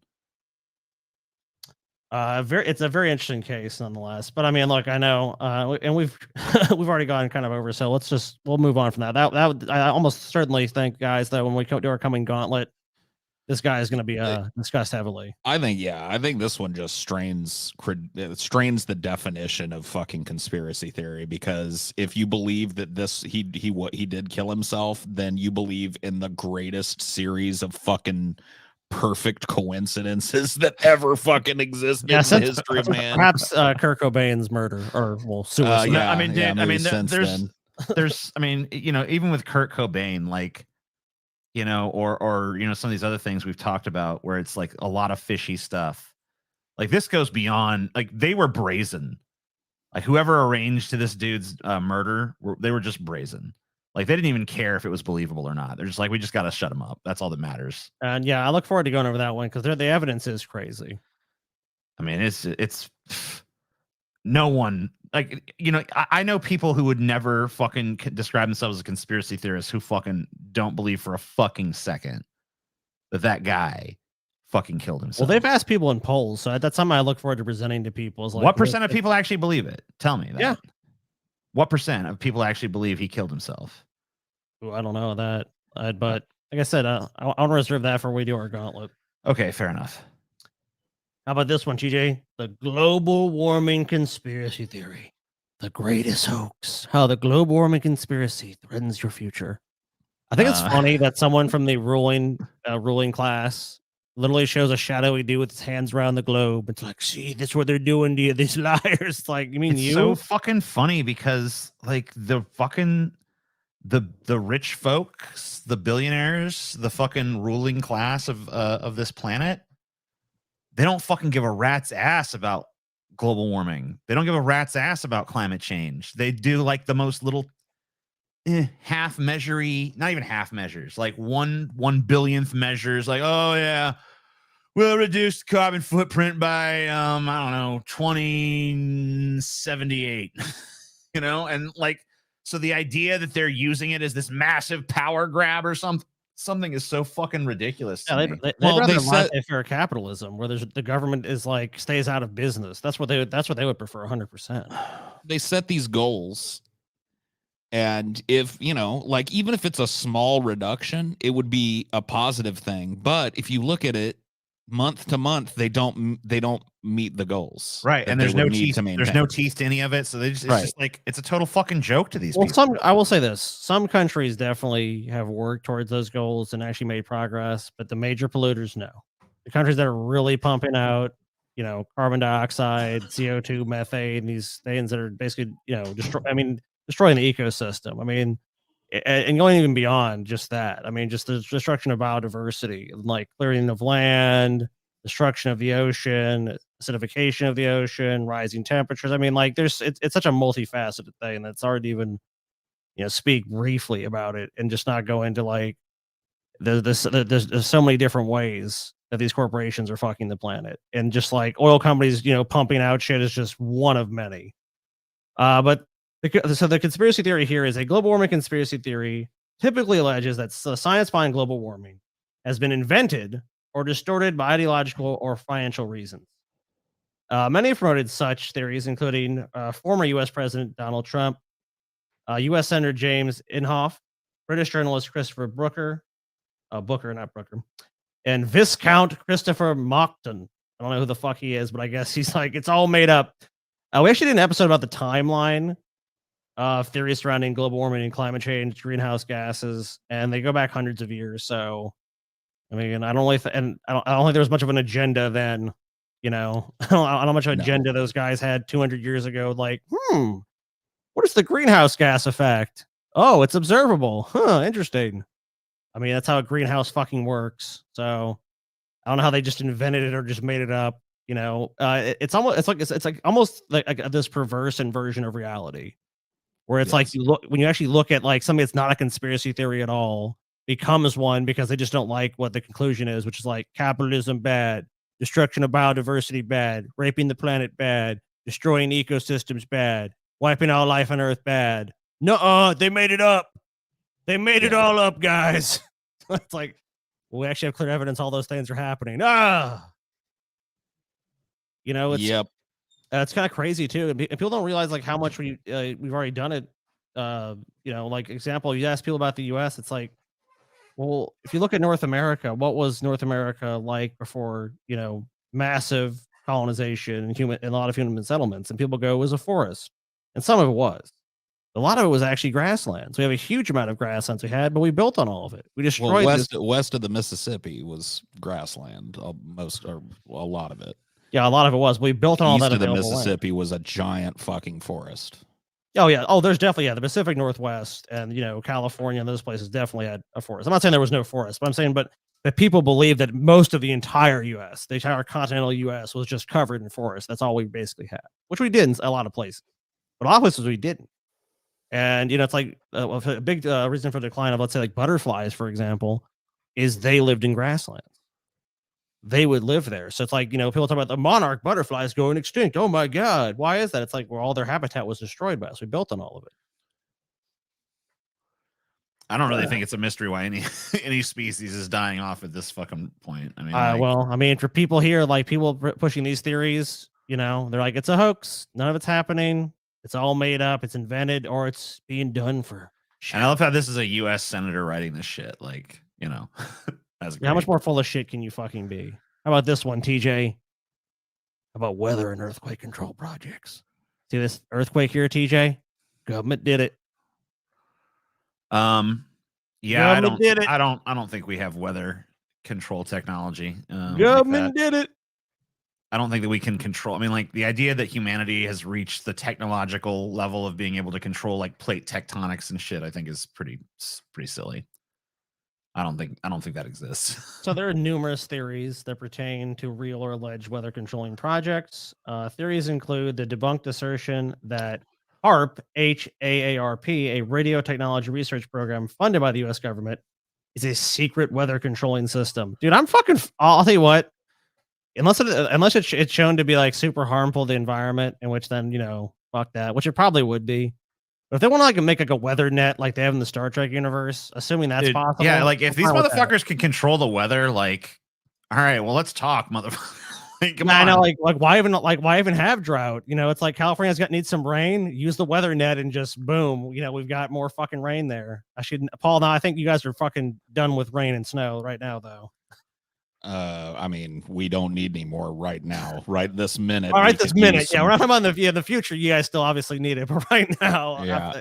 I've seen some crazy shit out of California or the snow in those mountain passes. There was some unconventional weather there this year. That's also a sign of climate change conspiracy theory that is not really happening. It's just crazy Let's see, that plays in that Ooh, the theory though. greatest Oh, hoax. California can't get it, but oh, look at this year. Look how much snow and rain they got. All made believe because they control it. It's Want California to be in a unusual for them drought, to it'll get be in a drought. rain, and it's unusual for them to get rain and snow like that. Well, you know, you That's can not say too, normal. TJ. Think about this: they're in a mega drought because the government can do that to convince people like you, TJ, that they can't do it. That this stuff is real when it's not. California has enough water and has enough rain, but Yeah, the government's manipulating it. I don't buy that they have this technology because they would be using it a lot more if they did. Well, I mean, we talked about them using it in at least one way earlier, seeding the clouds and fucking making it rain and shit. Yeah, but like in places where it doesn't normally rain, we know they can do that. See, this is another one of those things that I think is hurt. I mean, like when I look at the if you actually look at like what amount of rain, like the amount of work they have to do to create just a little bit of precipitation is fucking crazy. They have to put so much salt in the atmosphere to fucking make that in happen. the way you're right, in the ways that they're publicly doing it. You're right. See, here's the thing. Like, okay, so do I believe that they have this? No. Do I believe that as the moment that they can have this, they will? Yes. Oh, well, yeah. I mean, like pursuing it, I'm sure it's happening on some level. Because who the fuck wouldn't want that? the question, see, this is why I think a lot of anti-conspiracy people are just closed-minded. Because if you admit to that major governments are pursuing actively the idea, because think about it. Just follow the chain of logic here. What is the best way to destroy a city of an opponent with plausible deniability so nobody can point the finger? Have a fucking hurricane hit it or have a tsunami happen or some shit, right? So there's no doubt that powerful governments want this technology. I mean, weaponizing it is one thing, but like if you can control the weather, I mean, like that would have huge impacts across society and like in terms of like terraforming other planets. And do you have any doubt in your mind why that weaponization is why it's being pursued? I mean, I think it's probably one of the reasons, but I'm sure they're pretty aware of all the other main stuff. Reason. I mean, like they could the amount of economic benefit that they could get out of such technology. Well, yeah, but what would that entail? Denying your enemies the weather that they need to be prosperous and making it for yourself. That's weaponization. That's not true. Like an act of war. It's going to be like, we now own the ability to not only change our weather for the good, but yours for the fucking bad, you guys have so that we're better competitors in the marketplace. I mean, think about this too. I mean, if you have that technology where you could literally control weather globally or whatever even if you could just have like, I don't know, like a 20 or 30% influence on it. Like you could basically go to every other country on the globe and be like, you want fucking good, you want the benefit of good weather? You're going to trade with us under these conditions, blah, blah, blah, blah, blah. It's a huge bargaining chip. Even better, just completely undermine your enemies to the point where they can't compete with you in the global marketplace by denying certain areas 30% of the rain. Like, why would they even go to them to extort them? Extortion doesn't make as much money as like capital manipulation does. Right. And so it's just like, it's a huge bargaining chip you can make sure that whatever allies you need can benefit. You can fucking exploit people. You can sabotage people. There's so many things you could do with that technology, which is why I'm sure that you're right about it being pursued, but I just don't think we have it yet. I mean, that's and the thing about that is that of course, if you have superior technology, you're going to take advantage of it. There's no denying that. Why even have it then? Well, and that's what we do. We've always done that. And I mean, in capitalism, you're going to exploit any advantage you have over a competitor. So if you have the ability to control their weather, or even manipulate it to some degree to your advantage, you're going to do it. Why wouldn't you? But I think yet again, where we get lost with the stuff is like, so here some of the conspiracy theories around this have blamed 2005's Hurricane Katrina on HAARP. HAARP has been suggested to have somehow caused earthquakes, such as the 2010 Haiti earthquake, the 2011 Tohoku earthquake, and the tsunami,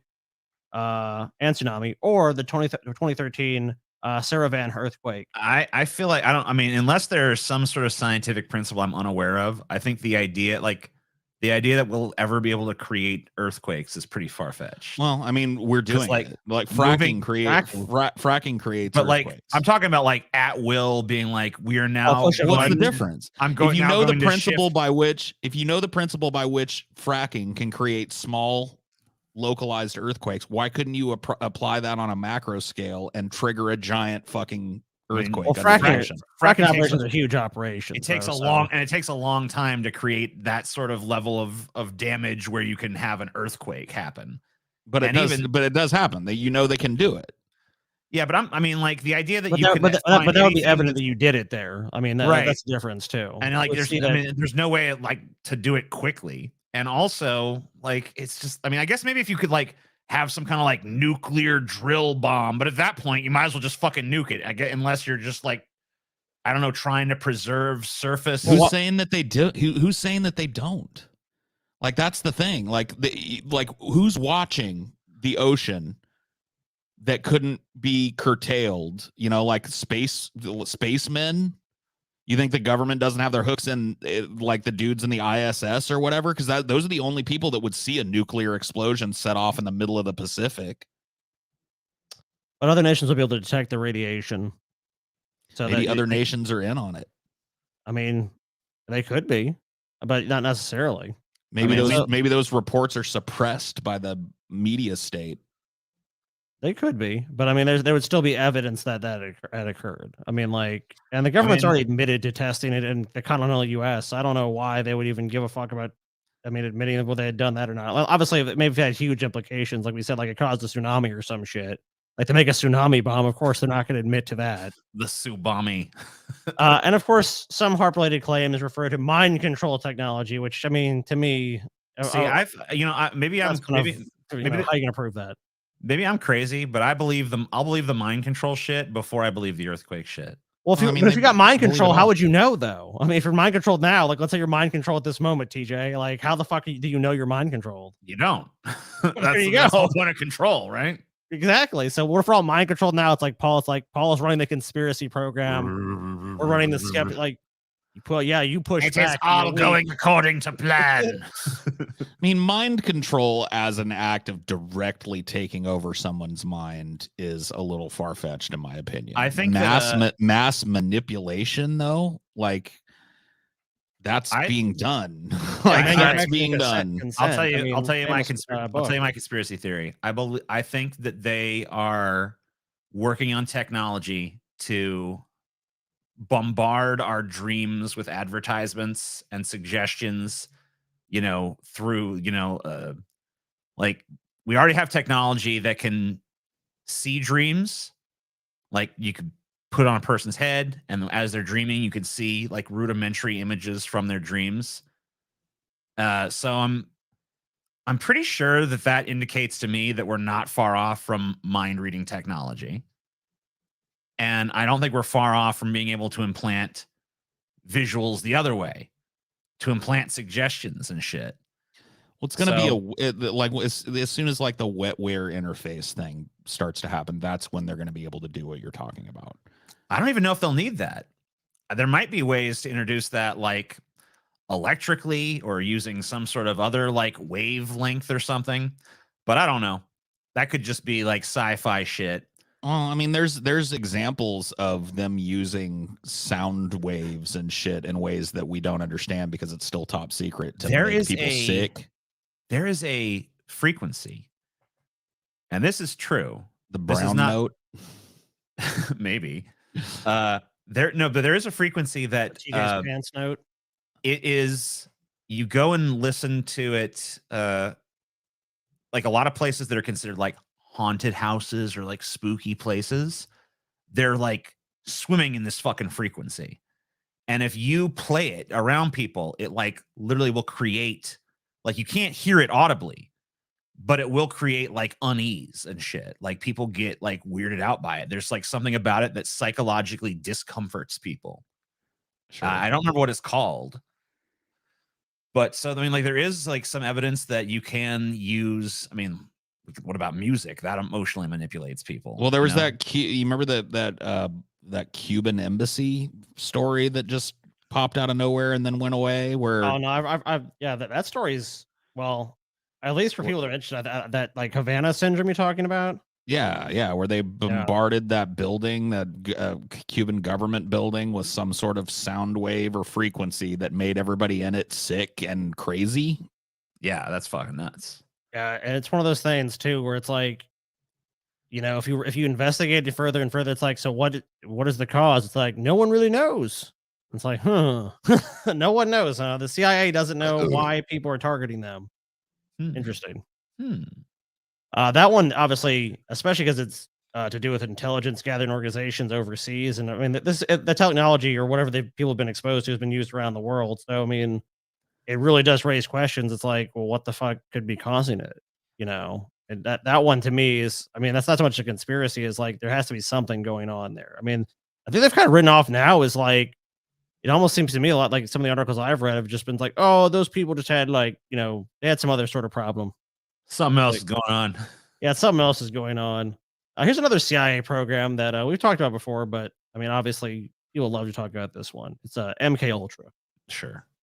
If you guys aren't aware of what that is, MK Ultra was a top secret CIA project in which the agency conducted hundreds of clandestine experiments, sometimes on unwitting U.S. citizens, to assess the potential use of LSD and other drugs for mind control, information gathering, and psychological torture. Though the project MK Ultra lasts from 1953 until about 1973, 20 years. Details of the illicit program didn't become public until 1975 during a congressional investigation into widespread illegal CIA activities within the United States and around the world. Oh, but by the way, trust the U.S. government, guys. Right. Yeah, just trust them. I mean, so And after the U.S. government, after all that stuff was discovered, the CIA was immediately disbanded as an organization. So I mean, that's why I understand Paul's position when he's like, so I'm supposed to believe these motherfuckers? I'm supposed to believe them? It's like maybe the conclusion is bullshit. Maybe like the interdimensional alien part is bullshit, but this part isn't. I mean, as far as that's concerned, I mean, I don't even know how much of this. I'm sure that their ambitions to control people's brains have since subsided. I mean, they've borne no fruit. Yeah. They stopped it in 1975 as soon as and they were just like, man, we're never going to do that again. And they threw away all that research. We're done. They stopped working on it, and they have not experimented on anybody unwitting in the United States since. Well, it just hasn't happened. Do you guys know why they started the program? Are you guys aware of the I mean, I don't know the specific reasons, but I mean, I think the applications of mind control are pretty fucking apparent. Well, of course, talking about weaponization in the 1950s and 60s, obviously the height of the Cold War, the United States government feared that the Soviet, Chinese, and North Korean agents were using mind control to brainwash U.S. prisoners of the war in Korea. I mean, that's always the excuse that's given for these types of things, is that we were doing it to protect America. Yep.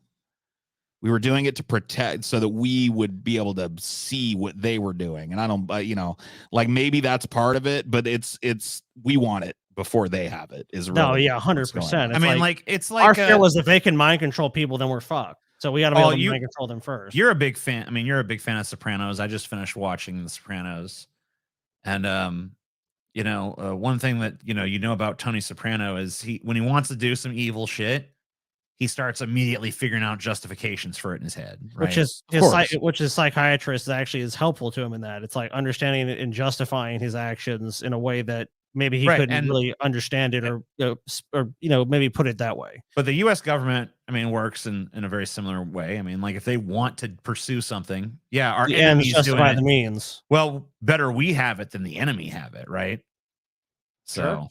Right. Well, like Scotty said, but to expound on it a little bit, one of the things that's covered in that is that his psychiatrist, Dr. Melfi, is eventually faced with the fact that she's not helping him in the way that she thinks she is. With psychopaths like Tony Soprano, the stuff that helps, you and I, like talk therapy, actually helps them to create pretexts under which their psychopathic actions are excusable.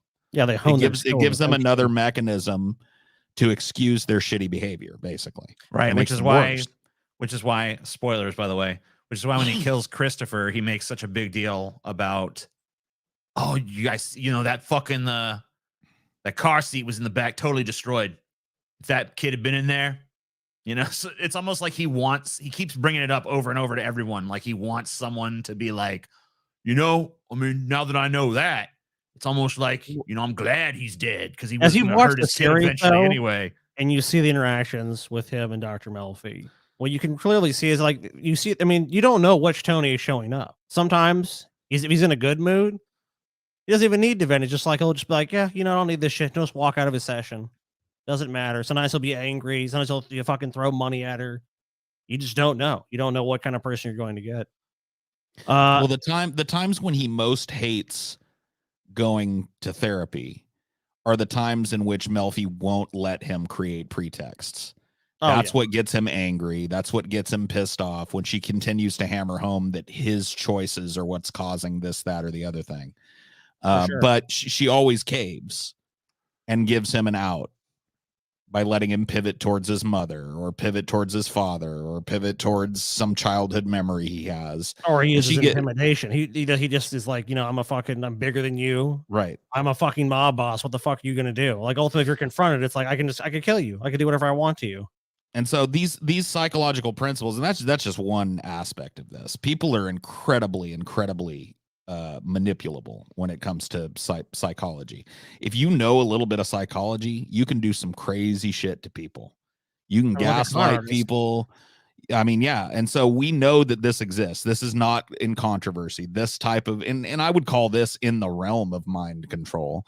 If you're taking a suggestion and implanting it in a person's brain and driving them crazy enough to where they believe it, that's mind control in my mind. That fits the bill. And we know that exists. And so really, once again, it's like not even an argument. Is the government doing this shit? It's to what degree? And that to me is a way less, powerful argument than a lot of anti-conspiracy theory people present. Because a lot of anti-conspiracy theory people like to just outright dismiss anything that doesn't have any kind of direct proof, as if this type of thing would have proof. You know what I mean? Like they're not gonna do this in a way that even if proof came out, they would discredit and persecute the person who provided it. Oh yeah, 100%. Which has happened before. Yeah, I mean, Snowden, Assange. I mean, there's plenty of others. Countless people whose names we will never know, who were killed before they could go public with something, or shaken down, or manipulated themselves in some way under threat of violence or whatever the fuck to keep quiet about this shit. So genuine American research in the 1950s and 60s into chemical interrogation and mind control techniques were followed by many conspiracy theories like Project Monarch, especially following CIA Director Richard Helms' 1973 order to destroy all files related to the project. Yeah, that doesn't make conspiracy theorists go wild. Yeah, cover it up. Yeah, burn all those files. Don't let anybody read about what we were doing over there. I don't know if you were aware of this one, Paul, but I wasn't. These theories include the allegation of that the mass fatality at Jonestown in 1978 was connected to an MK Ultra experiment. I've heard that before. Like I said, it's one of those things that I think is plausible, but there's no, you know what I mean? There's no smoking gun. There's no real. There's so much evidence for that playing out the way that the common narrative is played out, that it's hard for me to imagine that that's true, but it could be. Like I said, plausibility and possibility are two different things. And, I think a lot of this shit is way more plausible than people are comfortable admitting. How about this guy? I know we're all sick of Donald Trump, but Donald Trump is like, was president and quite prolific with his belief and pushing of a number of conspiracy theories. Most of them, though, I don't know. Some of them, obviously, we might agree on. Some we might not. Actually, this does become Wikipedia the show because there's a lot of them. How dare you Wikipedia this, Scotty? You have to do your own special research. You can't use Wikipedia as a resource. That's not allowed. Too bad. That's Obama forbidden. citizenship conspiracy theories, which I pulled the actual clip of. That was what put him on the map. It was, yeah, and we'll see that support for ISIS conspiracy theory. But here's one. I mean, Epstein didn't kill himself. You figured that the head of the federal government might get on that investigation then. Yeah, I don't know. Here's a big one that was in a lot of right-wing conspiracy circles: the murder of Seth Rich. Seth Rich. This is one of my favorite ones: the assassination of John F. Kennedy. Alleged Rafael Cruz, the father of Texas Senator and Republican presidential candidate for 2016 elections, Ted Cruz, had ties to Leo. So he was like, he was like, hey, dude. I mean, that's even better that Ted Cruz eventually did end up sucking up to him. He literally fucking said, he literally tied your dad killed JFK. Yeah, your dad killed JFK, bitch. Fucking punk, bitch. And he's still like, yes, sir, Mr. Trump. Yes, let me go. I'll man the phones for you, sir. Well, bitch. The deep state. I don't even know if the deep state's much of a conspiracy theory. I mean, it depends on what you even mean by it. Yeah. But if you mean unelected bureaucratic structure around Washington, D.C. and the federal government and state governments, it definitely exists. Then yes. If that's voter fraud, obviously. Yes. Yeah, I mean, look, let's be honest. Well, I don't want to get too much into that just because of YouTube's policies. But yeah, Trump's false claim of he stole an election. And that's kind of interesting now that there's, if we do cover that on the Gauntlet, I don't know if you guys have heard about any of the evidence that's come out with the Dominion lawsuit and Fox News personalities, Oh my God. Yeah, I've heard some of that shit. Just like these people, Sean Hannity, just like, it's all bullshit. I mean, so behind the scenes saying completely different things than they say on the air. I mean, who would imagine that? I'm shocked. These guys are disingenuous fucking mouthpieces. I never would have believed it. I always thought that I could count on Fox News for honesty and integrity and shit. I really did. Yeah, so Antifa, attribution of Buffalo police shoving incident. So the guy that got pushed down, peacefully protesting in Buffalo. Remember the Muslim people celebrating on the rooftops? Oh yeah, look, I New remember. York or whatever. I went outside and I put my ear on. I was like, "What's that sound? Everybody, what's that sound?" And it was, "Yay, death to America! Death to America!" Coming from the guy too, who like literally like after the towers fell was like, now my building's the tallest. I know, right? Remember that shit? It's like my building's so tall. It's like my building's. It didn't used to be the tallest, but now it is. So, I mean, I'm not saying it's good that this happened, but it is a silver lining. Good day for me. Bad day for America, but one and the same. So we have Donald Trump's birther claims through the years. I mean, who would believe Donald Trump has not been consistent in his positions? President Barack Obama was born in the United States. Keep in mind, so this is his admission, I guess now. It just took him 5 years. 5 years later, he believes it. Period.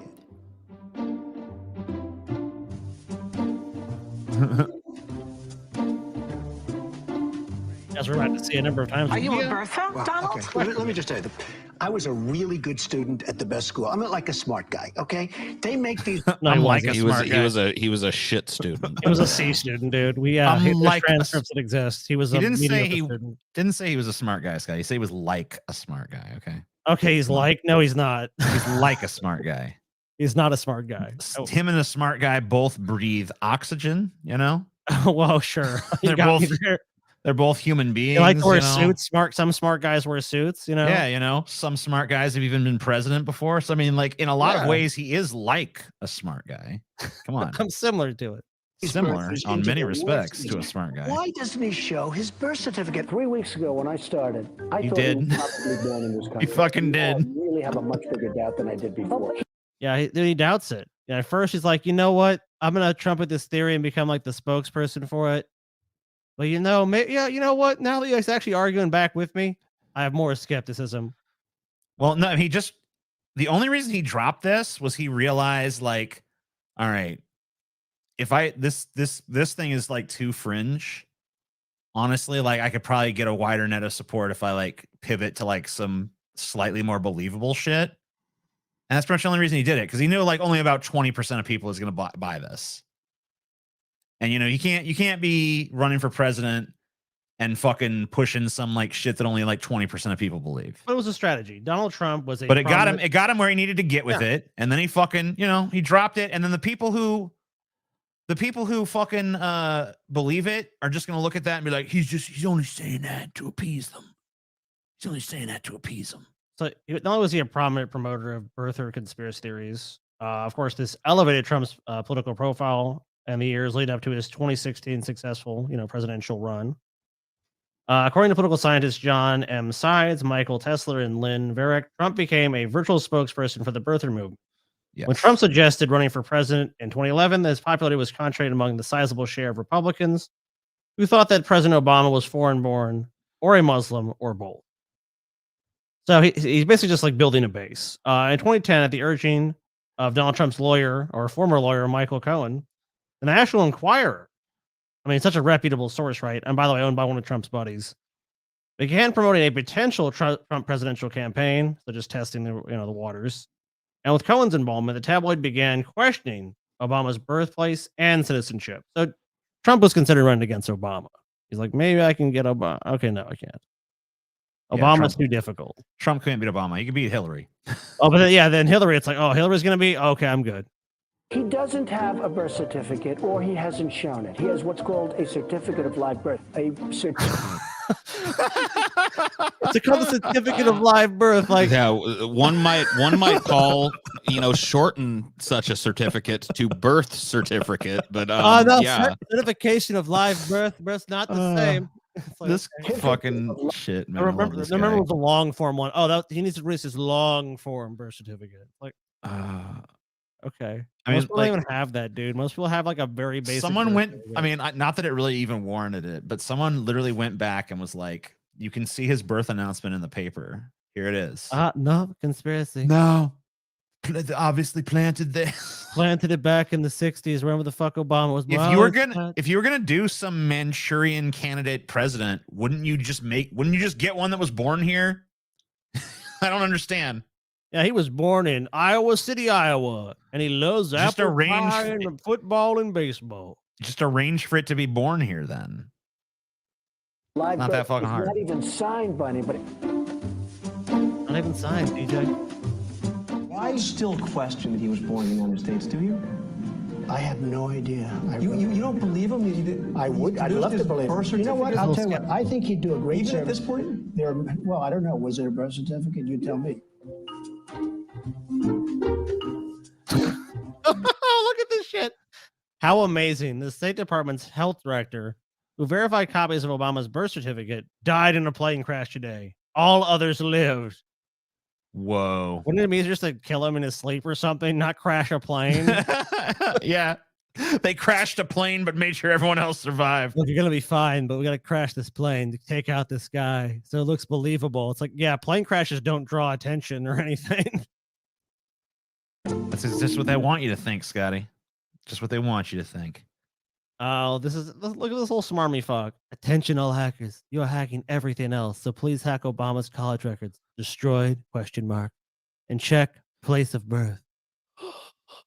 He was born in Kenya, TJ. Whatever happened with that? Did any elite hackers find out that Obama was born in Kenya? I don't think so. Oh, shit. A few years ago, you led the birther movement. You sent investigators out to Hawaii to find out whether or not Obama, which you said was not born here. Well, and it I don't turned out know. to not be true. Well, so I don't know. According to you, it's not true. I don't know. He released his birth certificate. If you believe that, that's fine. I don't care. It's an old subject. Is Donald Trump honest when he says that Barack Obama isn't a legitimate president? So I knew you were going to ask that question. Well, because and you know what I'll say? I don't talk about that anymore. So we will have a. I don't talk about that anymore. I'm done with that one. Bottom line is this: we know that Obama now he was born in America, correct? You watch my statement. I almost wish, with how shitty of a president Obama was, I almost wish they would have just discovered he was from Kenya and he had to fucking vacate office. Oh shit! I guess I was born in Kenya. Oh shit! The jig is up. Fucking Thanks, Obama. bitches. There's really two different variants of Obama derangement syndrome.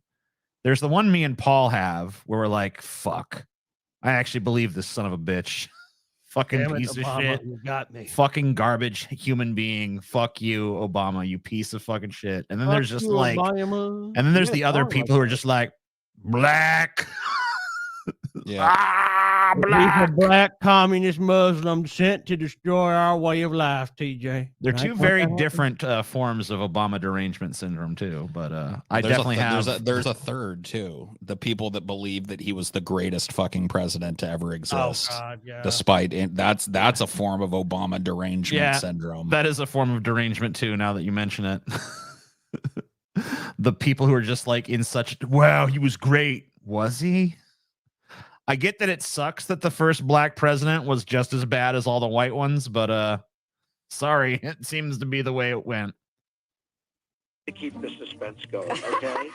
President Barack Obama was born in the United States, period. Wow. Wow. Cool. Yeah, I Good to guess. know. Look, I guess. Good to know. Thanks, Trump. Here's one. Is this the conspiracy theory that Joe Biden made out with this guy? Because Well, that's no conspiracy. I mean, like, you could tell they're about to I make couldn't out. release the next picture for obvious reasons. You can just tell these dudes are about to I mean, look where Biden's play hand is tonsil hockey going. or whatever. Yeah, look where Biden's hand's going to. Yeah. I mean, Biden's a horn dog. We know this.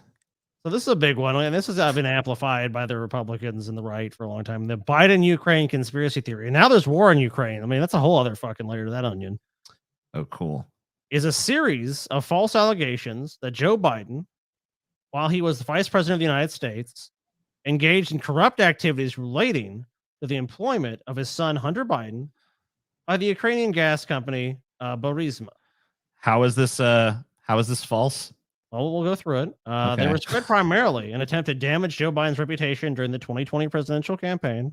Okay. United States intelligence community analysis released in March 2021 found that proxies of Russian intelligence promoted and laundered misleading or unsubstantiated narratives about the Bidens to U.S. media organizations, U.S. officials, and prominent U.S. individuals, including some close to former President Trump and his administration. We're going to talk about one in a second here. I guess right. let's get through all this because, like, honestly, it was a lot to parse. I've heard this thrown about, but I'm like, I really have got to get into it. Like, what is the exact thing? The New York Times reported in May 2021 that a federal criminal investigation was examining a possible role by current and former Ukrainian officials, including whether they used former President Trump's former personal attorney, Rudy Giuliani, who was subject of a separate federal investigation to spread unsubstantiated claims. But so the theory itself, so what it alleges is then Vice President Biden, now President, withheld loan guarantees to pressure Ukraine and to fine a prosecutor to prevent a corruption investigation into Burisma and to protect his son. The United States did withhold government aid to pressure Ukraine to removing the prosecutor. Let's okay. Interesting. So it's okay. So and the question is whether or I'm- not Biden did it specifically for his son who benefited. Look, I mean, from like, it. this is such a stupid. This is the dumbest shit. This is not a conspiracy. Like, this has all been done out in the open. There's no denying this. Like, yeah, I'm sure that there are Russian sources that have disseminated this shit, and I'm sure that there have been like exaggerated claims made about it. It's from certain sources, and I'm sure there have been like false claims made about it. But like, Biden fucking nepotistically putting his son to work in Ukraine, like. Well, this is where they hinge on. Pulling strings and shit to make sure that, you know, things work out for his blood. I mean, like, that's not a fuck. That happened. So here's what I think it hinges happened. on, though. Because the United States did withhold government aid to pressure Ukraine to removing the prosecutor in accord with the official and bipartisan policy of the federal government of the United States. The U.S. government, along with the European Union, the World Bank, and International Monetary Fund, believe the prosecutor to be corrupt and ineffective and too lenient in investigating companies and oligarchs. Yeah, and I'm sure Burisma and its owner. Oh, Mike, shut up. Well, it's like, oh, look, it's basically like I mean, the European Union, the IMF. They wouldn't give a fuck. They wouldn't give a fuck if he was corrupt in their favor. So, like, obviously, Definitely like, not. the problem of his corruption is that he's going to be corrupt in a way that is not advantageous. Well, here's to them. interesting too. A January 2018 video shows Biden taking credit for withholding the loan guarantees to have the prosecutor fired, acting to implement bipartisan U.S. policy rather than the reasons for conspiracy theories. the conspiracy theory. He's saying like I was just carrying out the government's policy. That had nothing to do with any benefit to me. I mean, even if that's true, like that doesn't disprove the nepotism or anything else. What about TJ? What about this guy? Yeah, I'm sure he did fucked up shit too. What about this guy though? What about him? It's Rudy. Rudy Tooty, fresh and fruity. So Rudy Giuliani, working together with Andrei Dyarakak, an active Russian agent, Dmitry Fedotesh, and other individuals linked to Russian intelligence organized crime. Trump's personal attorney, Rudy Giuliani, and his associates spearheaded an effort to gather information in Ukraine to advance the allegations that, Biden basically did it for his own benefit, as his son was on the board of Burisma. And Attorney General William Barr confirmed the Justice Department had created an intake process to review Giuliani's findings. Sure. So the guy that's mainly responsible for helping to spread this in the U.S. is Rudy. I mean, Rudy is just this. He just never keeps on giving, dude. I mean, like he's an endless. I mean, let's be real here. Like, what happened is that the two, like the Biden camp and the Trump camp, both were leaning on Ukrainian politicians to try to like make this go their way. So, like the idea that like one side is like pure and good and the other side is like evil, no matter which way you want to flip it, is just bullshit. They were both. It was just a power struggle between two U.S. politicians that happened to unfold in the Ukraine, Ukraine, not the Ukraine. The Ukraine. I don't know why we stopped. I don't know why we changed. I don't know why it was called the Ukraine for most of my life, and now the thing is offensive or something. But yeah. I'm just glad Rudy was involved. BRB. Yeah, like anytime something goes down and this guy is involved. It just puts a smile on my face because I know when the Rudy Giuliani episode happens, that that might be a gauntlet in itself, won't it, Paul? I mean, the amount of shit this guy's been involved in. Yes, I mean, he's been fucking eyeball deep in it his whole life. God, look at him. He looks like a monster. Dude, this is even I didn't have to what? Dude, he's got scales on him. I know. He's like a scaly, and I mean, look, he's older, so I'm not thinking just he's old, but he is a weird looking motherfucker, dude. He looks like a total fucking movie monster. His face looks like it could slough off. It really does. I just feel like they should just come off, and you just see the fucking what lies underneath. These eyes change, and I don't know, dude. It's like I'm looking at a fucking demon. I was even to believe in such a thing. That'd be Rudy. Government covered it up. Government. Did you guys see that goblins are real? Are they? Yeah, they caught a goblin. Cool. Cool. I know leprechauns are real. I mean, those people saw one. Yeah, I mean, I don't know about the leprechaun, but goblins are real. How about this one, TJ? The 9/11 cover-up conspiracy theory. Goblins did it, Scotty. Maybe they did. I wasn't there. I wasn't on the side of the World Trade Center on that day. What if goblins planted explosives in the towers? Boom. What if they melted? What if they melted those support beams? Goblins don't even have to do that. They just use their magic goblin powers. They go, melt the beams. Goblins knock down the towers, baby. Made by made on the U.S. by terrorists using hijacked aircraft on September 11, 2001. Have proved attractive to conspiracy. I never heard of this. Yeah, I know, it's crazy, right? What's happened? Was this all news to me? Yeah, the 70s or something. Yeah, couldn't believe it, dude. I mean, we did another thing I can refer you guys to. We did a whole episode on that. I mean, we're gonna go. We've already done an episode on this, and a lot of those about our personal experiences and stuff. We're gonna go super in depth on this one on the show, I'm sure. So. Theories may include a reference to missile or hologram technology. By far, the most common theory is that the attacks were in fact controlled demolitions, a theory which has been rejected by the engineering profession and the 9/11 Commission. Well, the government says it didn't happen, so it's like the Warren Commission. Government covered it up. Not since the JFK assassination has there been a national tragedy so heavily imprinted on the American mind. Or did you say so heavenly? Yeah, so heavenly. So you're happy this happened, Scotty? I am. Wow. You're a real piece of shit, Scotty. So you're a real heavily, piece of work. TJ, sorry. You said heavenly the first time. Well, you know, You can't hide your Freudian slip, Osama sympathizer.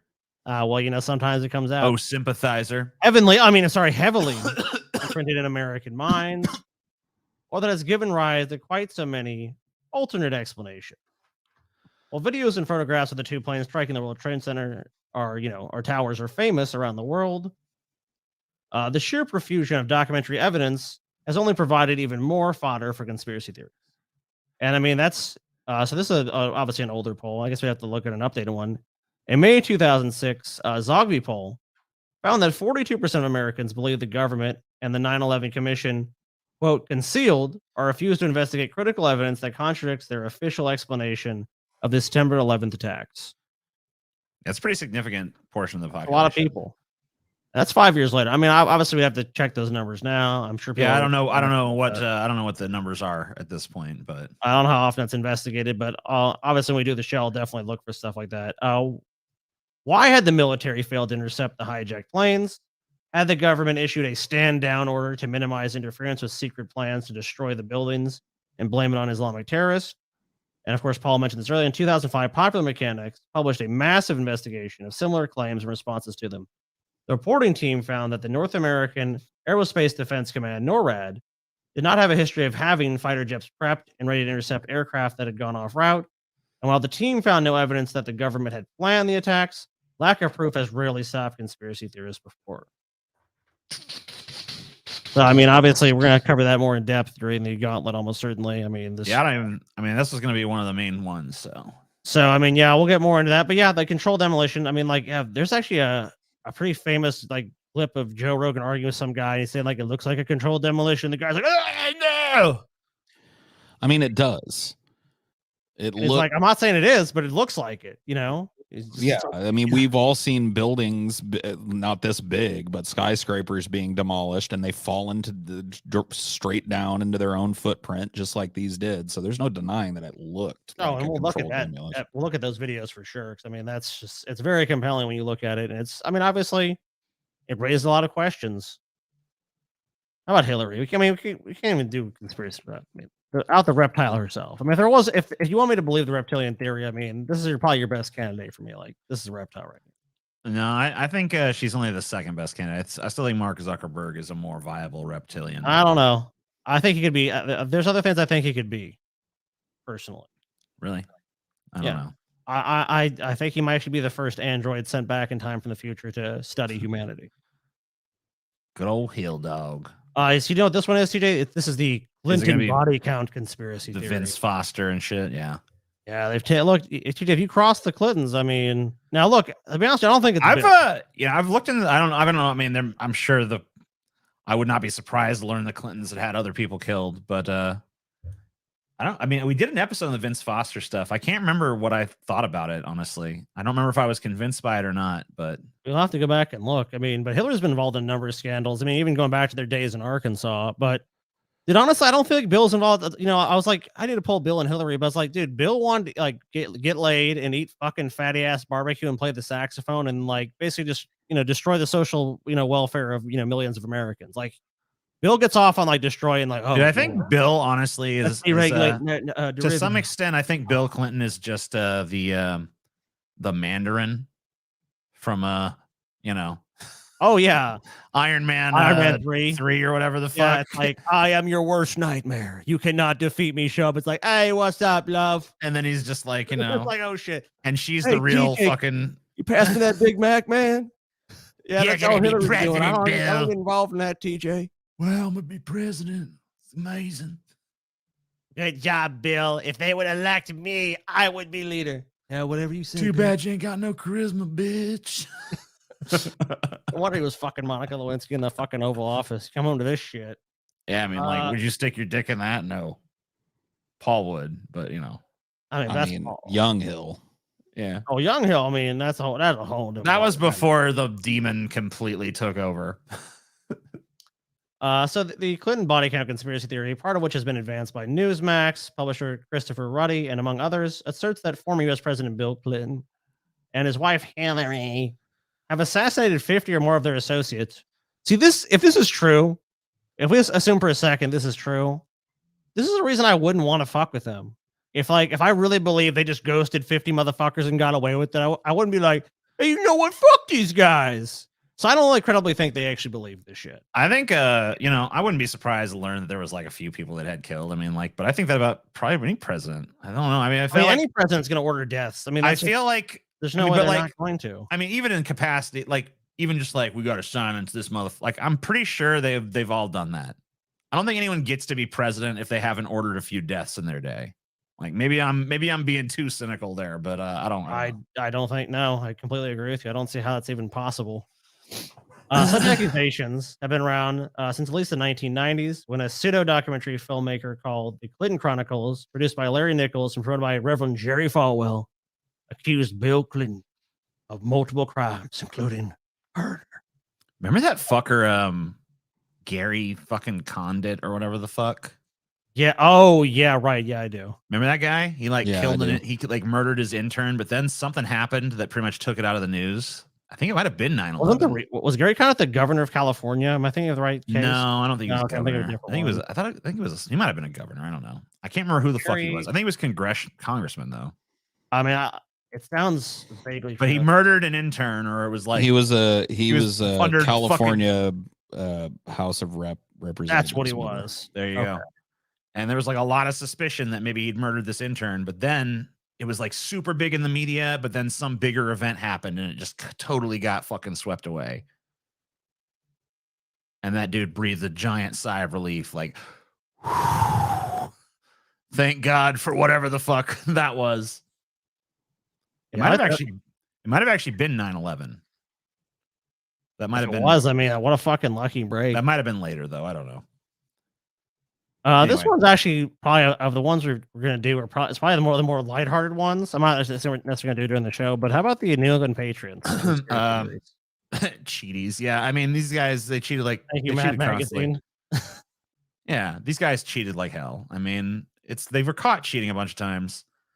So I mean, like, this is not a conspiracy. This is known. I mean, well, what do you think about like Bill Burr has a conspiracy theory about sports? He likes basketball. Okay. And so he'll say, like, if you watch enough basketball, and I watch tons of it, he's like, you start to see a narrative develop where it's like, oh, this team goes way up before halftime and everybody's going like, oh, there's no way, they've got it locked down. All they got to do is hold on for another 2 quarters and it's over. And then all of a sudden, the team that was down starts coming back at halftime. They're battling back. The last 2 minutes are basically come down to 1 or 2 buckets. And he's like, that's going to happen sometimes. But if you really watch a lot of basketball games, that's how they go. Well, and so like what he's saying is that it's all kind of like staged. Well, let's think about 2 things. There's 2 things that kind of pop in my mind. Like the WWE, like how big your pop is, well, yeah. and how many jerseys you're selling. First of all, let's remember that like professional wrestling or sports entertainment or whatever the fuck you want to call it originated as a legitimate combat sport. But then they started fixing matches for some, like, well, they started fixing matches so that they could, profit off of it. Well, then, yeah, because if you have people who are popular, but like they continue, but eventually it just became like it was all a total work. Like it became a fake combat sport, a stage sport, and a stage show and performance. Like, and then I think about the fact of like the Harlem Globetrotters and shit, where you have these games that are like, openly staged with a lot of like silly antics and stuff. And I mean, like, that just shows it's pretty easy to fucking fix a game of basketball. So, I mean, like, it's not like impossible. Well, I mean, here's an NFL conspiracy theory. Anytime that you're talking about the playoffs, right? You're talking about the games and decide who's going to go to the Super Bowl, who's going to play in the biggest games, have the biggest spotlight on them. I mean, who's not been watching a football game if you give a fuck at all about football? And how your team, they didn't call that penalty. I'll tell you, as a Saints fan, dude, here's a conspiracy theory. The fucking play where the Saints were almost it was like 3rd down and like 10. And they're playing the Rams in the NFC Championship, and the guy just pulls the guy down and they don't call it. Like blatant pass interference. It's like, nope, nothing. Nope, incomplete pass. And it's like you can literally go watch it, and the ref's right there. And you're like, What the fuck, dude? Like, why the fuck didn't they call it? Dude, there was literally lawsuits about it because it was so fucking blatant. So if you don't like, so if you don't believe this shit's at least a little rigged or subjective to somebody's favor, these refs can totally fucking call these games. Like, it's one team has momentum. like I have been penalty. I've been sitting with. I mean, I'm sure people all over the country have fucking had similar experiences, but I've been sitting with football fans, and I've heard webs of conspiracy woven about how like our team is being suppressed. Despite the fact that their talent is extraordinary and they are better than every other team, their record does not reflect it because the entire football establishment is against them. That's different. That's different, dude. But I've heard that said. I've heard it said. I'm talking about when you have plays like I'm talking about. Deciding big things. Like if the Saints, if the call was made right, and the NFL even admitted the wrong call was made, the call was made right. The Saints have a first down on basically the goal line. The Saints probably go to the fucking Super Bowl. No, they could have lost at the Super Bowl. I mean, 100%. talk to me about it. As a Raiders fan, they invented a new rule to fuck the Raiders out of a first down. Oh, at the end of the fucking they did. They invented the fucking what it was. I know you're talking the about tuck. Oh, right. Okay. That was that rule for when a fucking sack is actually a sack was made so that the Raiders wouldn't win the goddamn fucking wouldn't get to the Super Bowl. They wouldn't win the playoff game. Oh my fucking God, dude. It was literally written for them. The tuck. What bullshit. I do when we do our sports one. We'll show the tuck and we'll show the Saints play I'm talking about. I know we can show a bunch of the NFL, but we can show I can show you the single play, and it doesn't take long to show you. You'll see how fucking ridiculous that fucking shit is, dude. And the talk, you'll see it as well. Like, this shit is rigged to some degree, 100% in my mind. I'm not saying that every individual play has to be rigged, but there's storylines that the NFL writes, and you can hear it in the broadcast. You can hear it in the shit they push, the players they push. Like, oh, this is a fucking fresh face. This is someone like, because there'll be interest around players that suck a lot of times. Like Roman Reigns, TJ, for example, to like put in perspective for you. Like, there's players like, I keep talking about this fucking dude. This dude fucking sucks. And it's like, he is the future face of the NFL. And then you find out, like, oh, they're popular and they sell a lot of jerseys and merch and shit. I mean, there's an eye to that stuff when it's a business. They're not looking at, like, let's say, like, you take the worst team in the NFL with the smallest fan base. Like, why aren't they ever pushed prominently, really? I mean, very rarely does that ever happen. They push the fucking teams in big markets like the Cowboys. The Cowboys haven't fucking won a Super Bowl since, like, Troy Aikman and Emmitt Smith. But still, it's like, it's America's football team. It's like, fuck them. They fucking suck, dude. Like, they fucking suck most years, dude. And it's like I don't know, dude. It's so infuriating, dude. And if it was fucking rigged, I don't know if it'd make it even any better, man, for me. Like, it'd make it fucking worse, because then I know it was all a lie. So I don't even know. I don't even know if I want to know the truth on this shit, but I still want to pull it. I don't really know, dude. I've come full circle on this shit where it's like, it's all fucking rigged. Like, no, I never had a fucking chance, dude. My emotions are manipulated by a giant corporation yet again. Fucking asshole motherfuckers, dude. It pisses me. I gotta move on. Yeah, I gotta say, dude, if football, that's true. If football is rigged, then like they've had you by the balls. I know. I can't so face fucking long. man. Like, if it was all just like a fucking a total fucking work, they had your ass bad. Dude, listen to this shit. Oh, we'll go back. In the closing moments, the fourth quarter of the game in a snowy Foxborough Stadium, the New England Patriots trailing by 3 points to the Raiders, to the Oakland Raiders at the time. New England quarterback Tom Brady dropped back to pass. After he'd begun a passing motion, Brady clearly ceased his throwing motion, pulled his right hand down below his shoulder, touched the ball with his left hand, when, coming from the strong side corner blitz, Charles Woodson knocked the ball out of Brady's hands, which would have secured the win for the Raiders.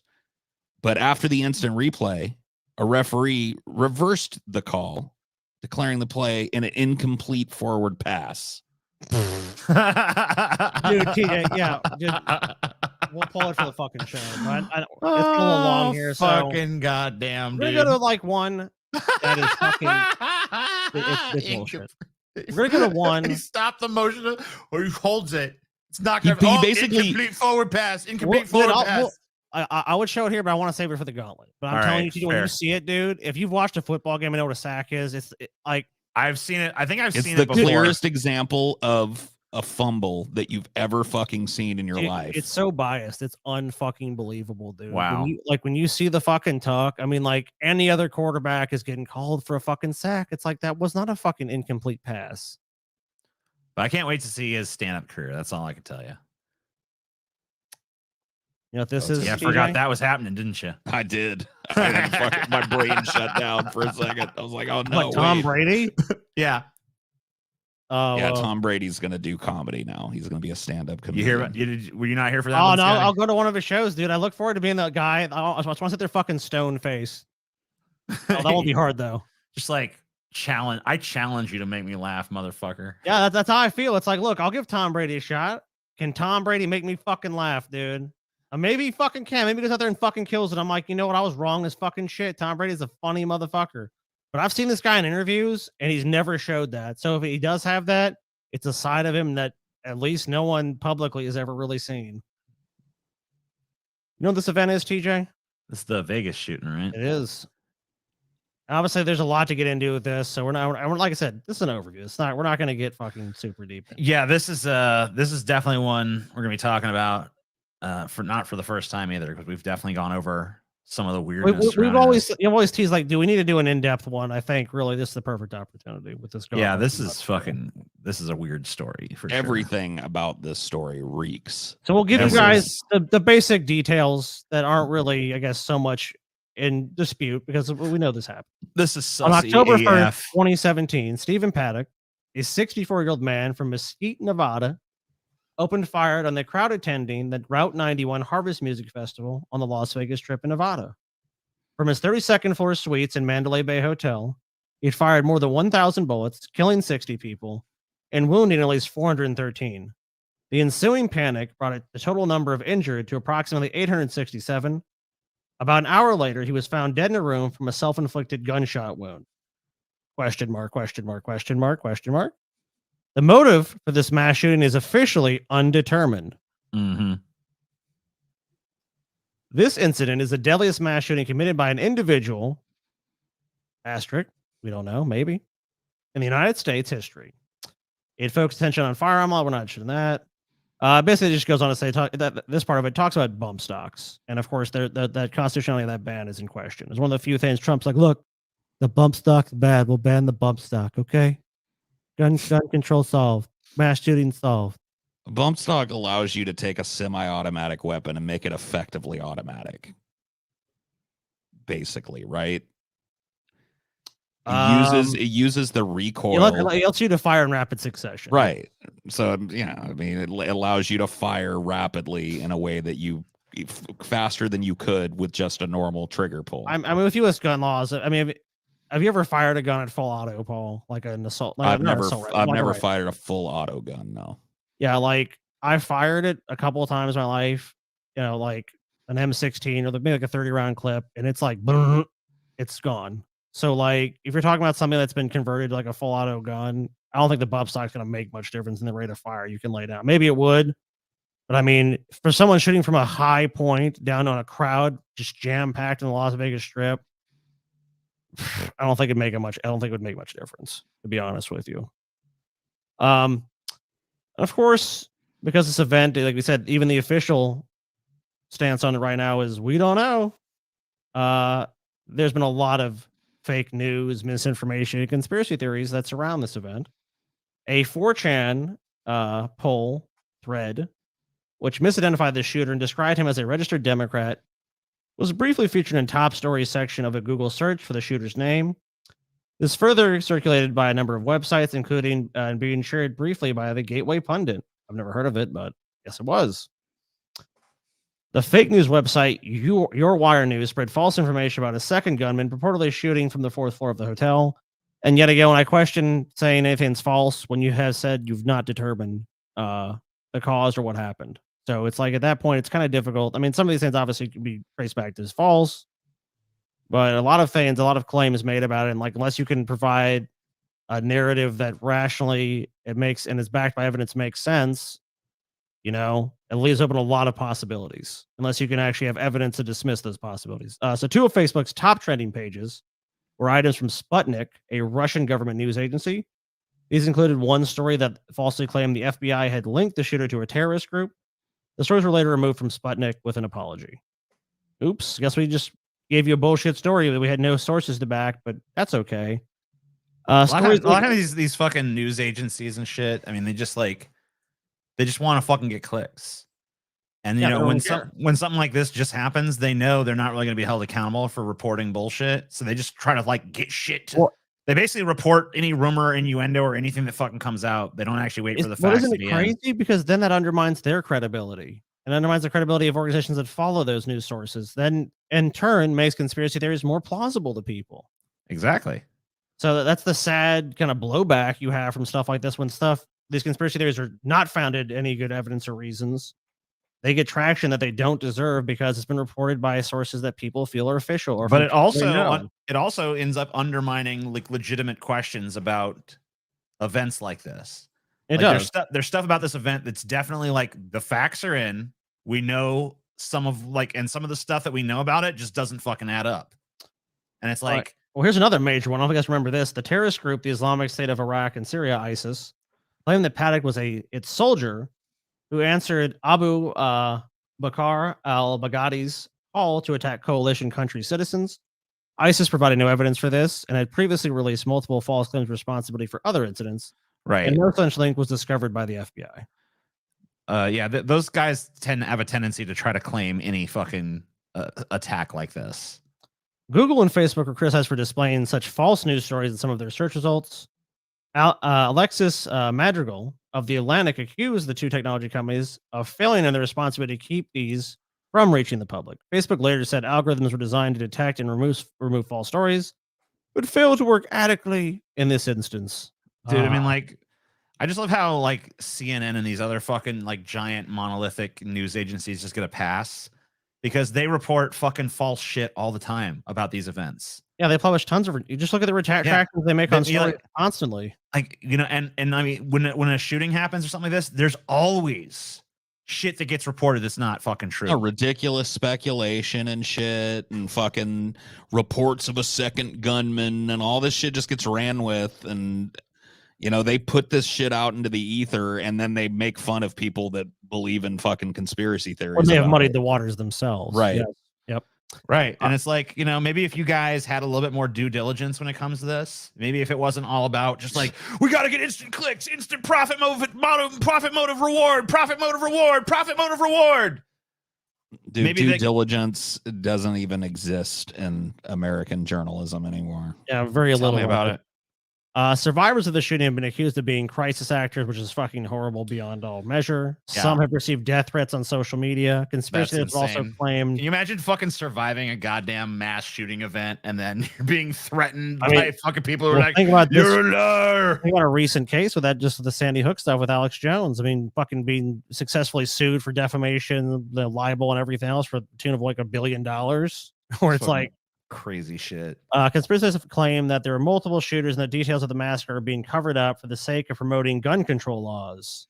Oh yeah, because we're desperate for gun control laws. I mean, that doesn't hold any water. Gun control laws are such a fucking political non-starter in America. Like, give me a break. Yeah. If mass shooting events actually gun control laws, like, yeah, like it doesn't, like, historically it's never happened yet. So like. Other countries it has, like Australia changed their gun laws, New Zealand changed their gun laws in response to that. You know, so like if you want to make that claim in those countries, like, oh, look what they did now, that actually might hold some water. It seems to be a non-starter in America. I doubt that like no one is staging a fucking mass shooting event. We have in order to try to ban guns. We have a strong Second Amendment in America that's not under siege at all. I mean, like, people will claim it is, as there's no real credible threats to it. Courts are more conservative than ever. They protected it. Nothing. If anything, there was an expansion of gun rights in the United States. Gun laws have been protected to such an extent that even in the face of a mass shooting event like this, the discourse becomes like, how do we solve this without infringing on gun rights? Like, it's like baked into every solution is like, don't touch the guns though. Yeah, we can't possibly touch the guns. All you have in America when you discuss gun control is a meaningless debate in which we all know where it's going to go. The facts are our Constitution is being as interpreted very strictly to mean like, oh, we can't do anything about guns. I mean, like there can be some limits on guns, but very few. Very few will be accepted. After some media outlets reported that YouTube search results for information about the shooting returned links to conspiracy videos, YouTube said it tweaked its search algorithm to promote news sources, which considered more authoritative. Some experts have said the removal of this content ironically fuels conspiracy theories by making it cover-up seem evident. Well, not only that, but it's like, I mean, like basically like what Paul said earlier, like the major news outlets that are considered trustworthy are all just owned by like billionaires. Yep. So it's not like, is that not a fucking class of people that have like interests that might Here's be a conspiracy different than ours? theory. YouTube exploits these events to get rid of any other source of information. How Yeah. about that? That would Anything be- I believe that one, just so you know. that YouTube does not give a fuck about the truth. None of these companies give a fuck about what the truth might be. They want those clicks. They were fine getting clicks from people who are totally just wacko out of their fucking mind crazy, like the Vigilant Christian and people like that. I mean, and it's fucking ilk.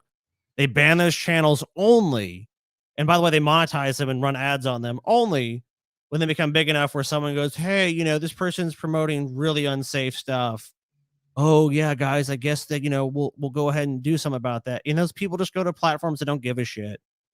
It's not like you even destroy them. They don't give a fuck, and they don't care about manipulating and lying to children or anyone in their fucking audience. They don't give a fucking shit. So it's like anytime I hear these like some big social media, oh, we're the shield of truth. Like, you guys don't give a fuck about that. You've never given a fuck. You care about what your PR image is. The only thing American corporations care about is do we look good or we look bad. That's it. Anything else is just like, did we fucking use child slave labor? We might have, but people really needed that product. Yeah. I don't know. There's any number of things way more credible than they're trying to ban the guns that, could be applied to the Las Vegas massacre for sure. Oh, yeah. And here's one on one of our favorite people. She actually figured it out, I think. Yeah, she's pretty smart. Friends, I've got a question for you. How do you get avid gun owners and people that support the Second Amendment to give up their guns and go along with anti-gun legislation? How do you do that? Maybe you accomplish that by performing a mass shooting into a crowd that is very likely to be conservative, very likely to vote Republican, very likely to be Trump supporters, very likely to be pro-Second Amendment, and very likely to own guns. You make them scared, you make them victims, and you change their mindset, and then possibly you can pass anti-gun legislation. Is that what happened in Las Vegas? No. Is that why? No. And we have the experience. We have the benefit of time to know that it had no impact. We already know that Republicans do not give a shit about this. We already know that. Like, we've seen Republicans literally get shot themselves. Yes, And I mean, still- a ton of the still mass the line on this. Like, there's a ton no of the mass school shootings and college shootings that have happened in the South. They don't give a fuck. Yeah, so there's no reason to believe that this would ever work. Nope, because the Republican psyche is not such that a mass shooting happens and they're like, well, I guess we were wrong about guns, the Republican guys. base, one of the issues they're most responsive to people on is the Second Amendment, because they know it riles people up. There's no fucking way, dude. That's like they're in conservative America, the base of the Republican Party, gun ownership is super high, and there's no fucking way. It's just like no, even if you were at the mass shooting, I guarantee no one there who's conservative was probably at the end of it thinking, you know what? Ban guns. You know what they probably thought at the end of it? I'm glad there were some good guys with guns to protect us. We gotta have some good. Look, what beats a bad guy with a gun? A good guy with a gun. And I might be that good guy. Or it might be the police. Or it might be the National Guard or the military or somebody. Well, we need someone with guns. Because you know what? Criminals, they're not going to follow laws, are they, guys? Nope. Gun control, bad. When that's not even usually what the argument is for gun control. It's like responsible regulation of guns. That's like back in the day, like looking at like the mining companies or the steel mills and shit and the robber barons and going like, well, laissez-faire capitalism is really working out for common people, right, guys? Like, no, it's really not. And it's crazy because, you know, you look at actual Just polling trust them. on this stuff, and like most people in this country are okay with or even supportive of like some basic gun control measures, but it's like a political non-starter. Well, it's the idea that government regulation is somehow bad. So it becomes like this issue of like they want to ban guns. It's like, if you like, what is one of the most common encounters, and probably the most common encounter a citizen of this country is going to have to encounter the police? A motor vehicle stop, right? They're going to stop your vehicle, and what are they going to ask you for? License, registration, and proof of insurance, please. It's almost like there's regulations around driving automobiles, right?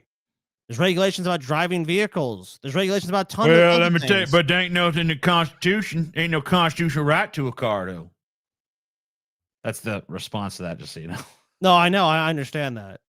But the point is, it's like that doesn't matter if it's not in the Constitution. There's plenty of things that are in the Constitution we still have laws for. The Constitution is essentially to interpret, like, you can't, basically, look at the Constitution like this. That's how I look at it. You cannot pass laws that contradict the Constitution. So you can't pass a law that's like, I can quarter soldiers in your fucking home. I can invade your privacy, even though we do it all the time. Those people are fine with those. Like we talked about those spying programs. They're a blatant violation of the Fourth Amendment. Dude, no one gives a shit. So it's like there ain't no civil selective. There's no civil liberty. Interpretation. There's no civil liberty we have that we actually have. Like, you know what I mean? Like, we don't actually have any of that shit. I mean, it makes it a little bit harder for them to just like fuck it off, but not much. Well, and what's another reason that we argue about guns? It's it's protection against a tyrannical government. It's like, yeah, a little late for that one. There have been countries where everyone's armed to the teeth. It doesn't protect them from a tyrannical government. That doesn't fucking work. Like, what are you talking about? Not to mention, like, when the government was at its most tyrannical, most of the people who fucking spout off that shit about the tyrannical government were, like, totally fine with it. Yeah, the fascists are fine with that. Yeah, the gun-toting fascist is not going like, oh, authoritarian government bad. They're going like, authoritarian government good. Let's fucking do away with any bickering and just make everyone fucking have to be a fucking, basically, like, at least publicly, are going to face persecution or possible prosecution, a Christian. Oh, yeah, you know what? We're now officially a Christian nation.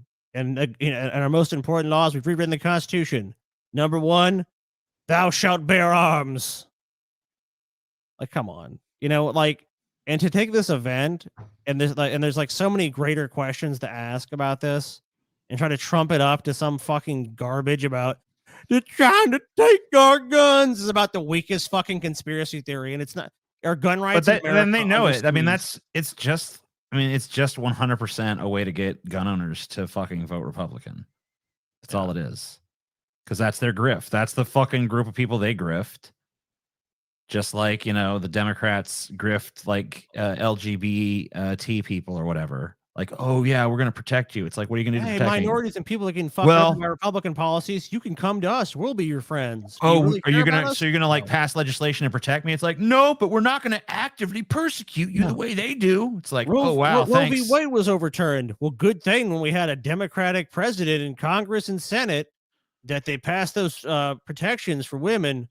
Just kidding, they didn't. Oh man, funny story, bro. He's never got around to that. So we tried. We tried. The decision stands, and fuck you. Tried so hard and got so far. You just have to be very selective, I guess, to read that into this. And I mean, I guess everyone is to a degree, but this just seems like blatant pandering by a grifter that knows credibly that gun rights in America are, if there's any right that's actually, I would argue it's probably the most secured right in this country. If you want to argue about rights, freedom of speech, people will try to shut you up all the fucking time. I mean, there's plenty of threats to freedom of speech. There's very few threats to privacy. Give me a fucking break. There is no fucking privacy. That just flat out doesn't exist. That's gone. You know, if we went through the fucking the Bill of Rights, it would just be like, nope. But the one I would argue has the strongest legal protections, definitely the Second Amendment. I mean, I haven't had any soldiers quartered in my house recently, but you know, who knows? That could change. Yeah, I'm maybe like, TJ, look, you gotta benefit the army. You gotta have a couple of soldiers come here. You got any provisions? You'll be taking those. Yeah, soldiers need a place to sleep. Here's But a guys, good gotta place, Zenny. remember, this is just a fucking taste. Like, we didn't even really like go deep down to a lot of these things. Like this Las Vegas shooting. No, we got a lot of deep diving to do. There is so much more to this. There's so many fucking questions. Like, and you know, it's one of the things we talk about. I mean, I think at the end of it, the one that fascinates me the most is this Las Vegas shooting, because we've discussed it before. But I think it's really interesting to go just deep in depth into it and just try to fucking figure out as much as we can. Obviously, I don't think we're going to come to any sort of like, There's not a lot of. we done figured it out. The thing about it is that one of the things that's unusual about it is just like how little information we were given about it in the first place, and how quickly like the biggest shooting event in American history seemed like it was not treated pushed to the like, side. like it wasn't treated like that by the media. Like it was covered, because obviously you have to cover something like that. But it seemed like the coverage of that event compared to like what it entailed was pretty low key. I mean, obviously it was like a big news story for a few days, but like it seemed like it was kind of rushed out of the headlines, and we weren't given much information about it. And, you know, information was implied to us that never manifested. So there's just a lot of things that just like are real fucking head scratchers in that case, where you're kind of just questioning, like, it seems like something is being kept from me here. And then, you know, obviously perfect time and you know, ample opportunity to speculate, right? As MTG has in the absence of an actual explanation or official explanation, I mean, why wouldn't you? Why? I mean, like when the government's like, this is undetermined, we don't have an answer for you. I mean, at that point, I mean, yeah, you could say they're conspiracy theories, but what's the alternative? Oh, shucks, guys, we just can't figure out what happened. Even though we live in a surveillance state. Even the shit that is given an official explanation comes from a government with a storied history of lying to people. I mean, so what are you going to do? You know, yeah, like, yeah, that's the other side of the coin. It's like, you do get it, and it's like, do you believe it? You're like, I don't know. Yeah, and I mean, in this case, though, I mean, we didn't even really get much in the way of lies. I mean, we were in information desert about this. Like, there's to this day shockingly little known about what fucking actually went on. I mean, within 100 years of its founding, the government was already lying to people about Indian policy, lying to the American Indians, lying to the people that lived on the borders of these Indian lands and shit. I mean, the Indians were told that they would have everything west of the Mississippi so long as the sun shined upon it, if they would just leave their ancestral homes and go across the Mississippi. And we all know how that turned out. You know what I mean? And this is the same governmental body. This is the same institution that is telling us that, oh yeah, 9/11 was perpetrated by a ragtag group of, you know, just by happenstance, CIA trained fighters. You know what I mean? Yes. Yeah. But yeah, and Wahhabists as well. You know, it's like, oh, we got a bunch of, I mean, about the 9/11 stuff. Like, yeah, take a bunch of radical Islamicized people and say, hey, we'll give you CIA training on how to fly fucking aircraft, which the government was aware of. Remember, the government was aware that they were in the country. They were aware they were doing pilot training. They were aware of the motivations of the operation they were doing. I mean, so it's like, but don't question that. I mean, this is official stuff. This isn't like even conspiracy theory shit. I mean, the CIA and the U.S. government helped train Osama bin Laden to fight against the Russians in the 80s. And the Soviet occupation. That's the real like danger here, is I think that there are people who go way too far with this conspiracy theory shit, but then I think there are people who go way too far with just like, oh, no way there's anything like that going on. No way there's anything we're being lied about. It's like, no, they're lying to you. They have reason to lie to you. It's rational from their perspective. I happen to with think their interests to lie to you. I happen to think that the latter is far more detrimental and far more prevalent. I think that the amount of people that genuinely are off the fucking radar, kooky tinfoil hat people are dwarfed by the amount of people who just credulously nod their head, believe anything that the fucking news tells them or that a government agent tells them. I think that's way more detrimental. I think that just this kind of like instant credulity to official sources is way more detrimental than people fantasizing about fucking HARP. Yeah. Yeah, I mean, you're probably right, but I don't think either is good. I think No. it's probably a good place to be. I mean, it's the same thing. I'll just reiterate what I said at the beginning of this. Is like, be open-minded, but be skeptical. I think that's a fair place to be. And you know, don't deny something just because it seems like a little scary at first or whatever, but also don't believe something just because, you know, it scratches an emotional itch, because sometimes answers are not forthcoming, and jumping to conclusions is what got us, you know, religion. So don't turn it into a religion. That'd be basically my idea, I guess, thing about it. Well, you guys have been going for a while now, and I think we definitely whet people's appetites. And this was fucking half a goddamn gauntlet almost, Scotty. You crazy. I know, man. But you know crazy, what, Scotty. PJ? You know what? We haven't even gotten to the good parts of them yet. I know. And you know what, Scotty? I'm gonna pull some conspiracy theories that are fucking way fucking out there. All right. We'll get some ones that are really fucking strange too. I definitely want to cover the big ones that we have. There's a lot to fucking go through, but there's definitely some ones out there that are a little bit off that beaten path that I'd like to look at, because they get pretty wild. Well, I look forward to making it. I hope you guys look forward to seeing it. Good night, everybody. Good night, losers.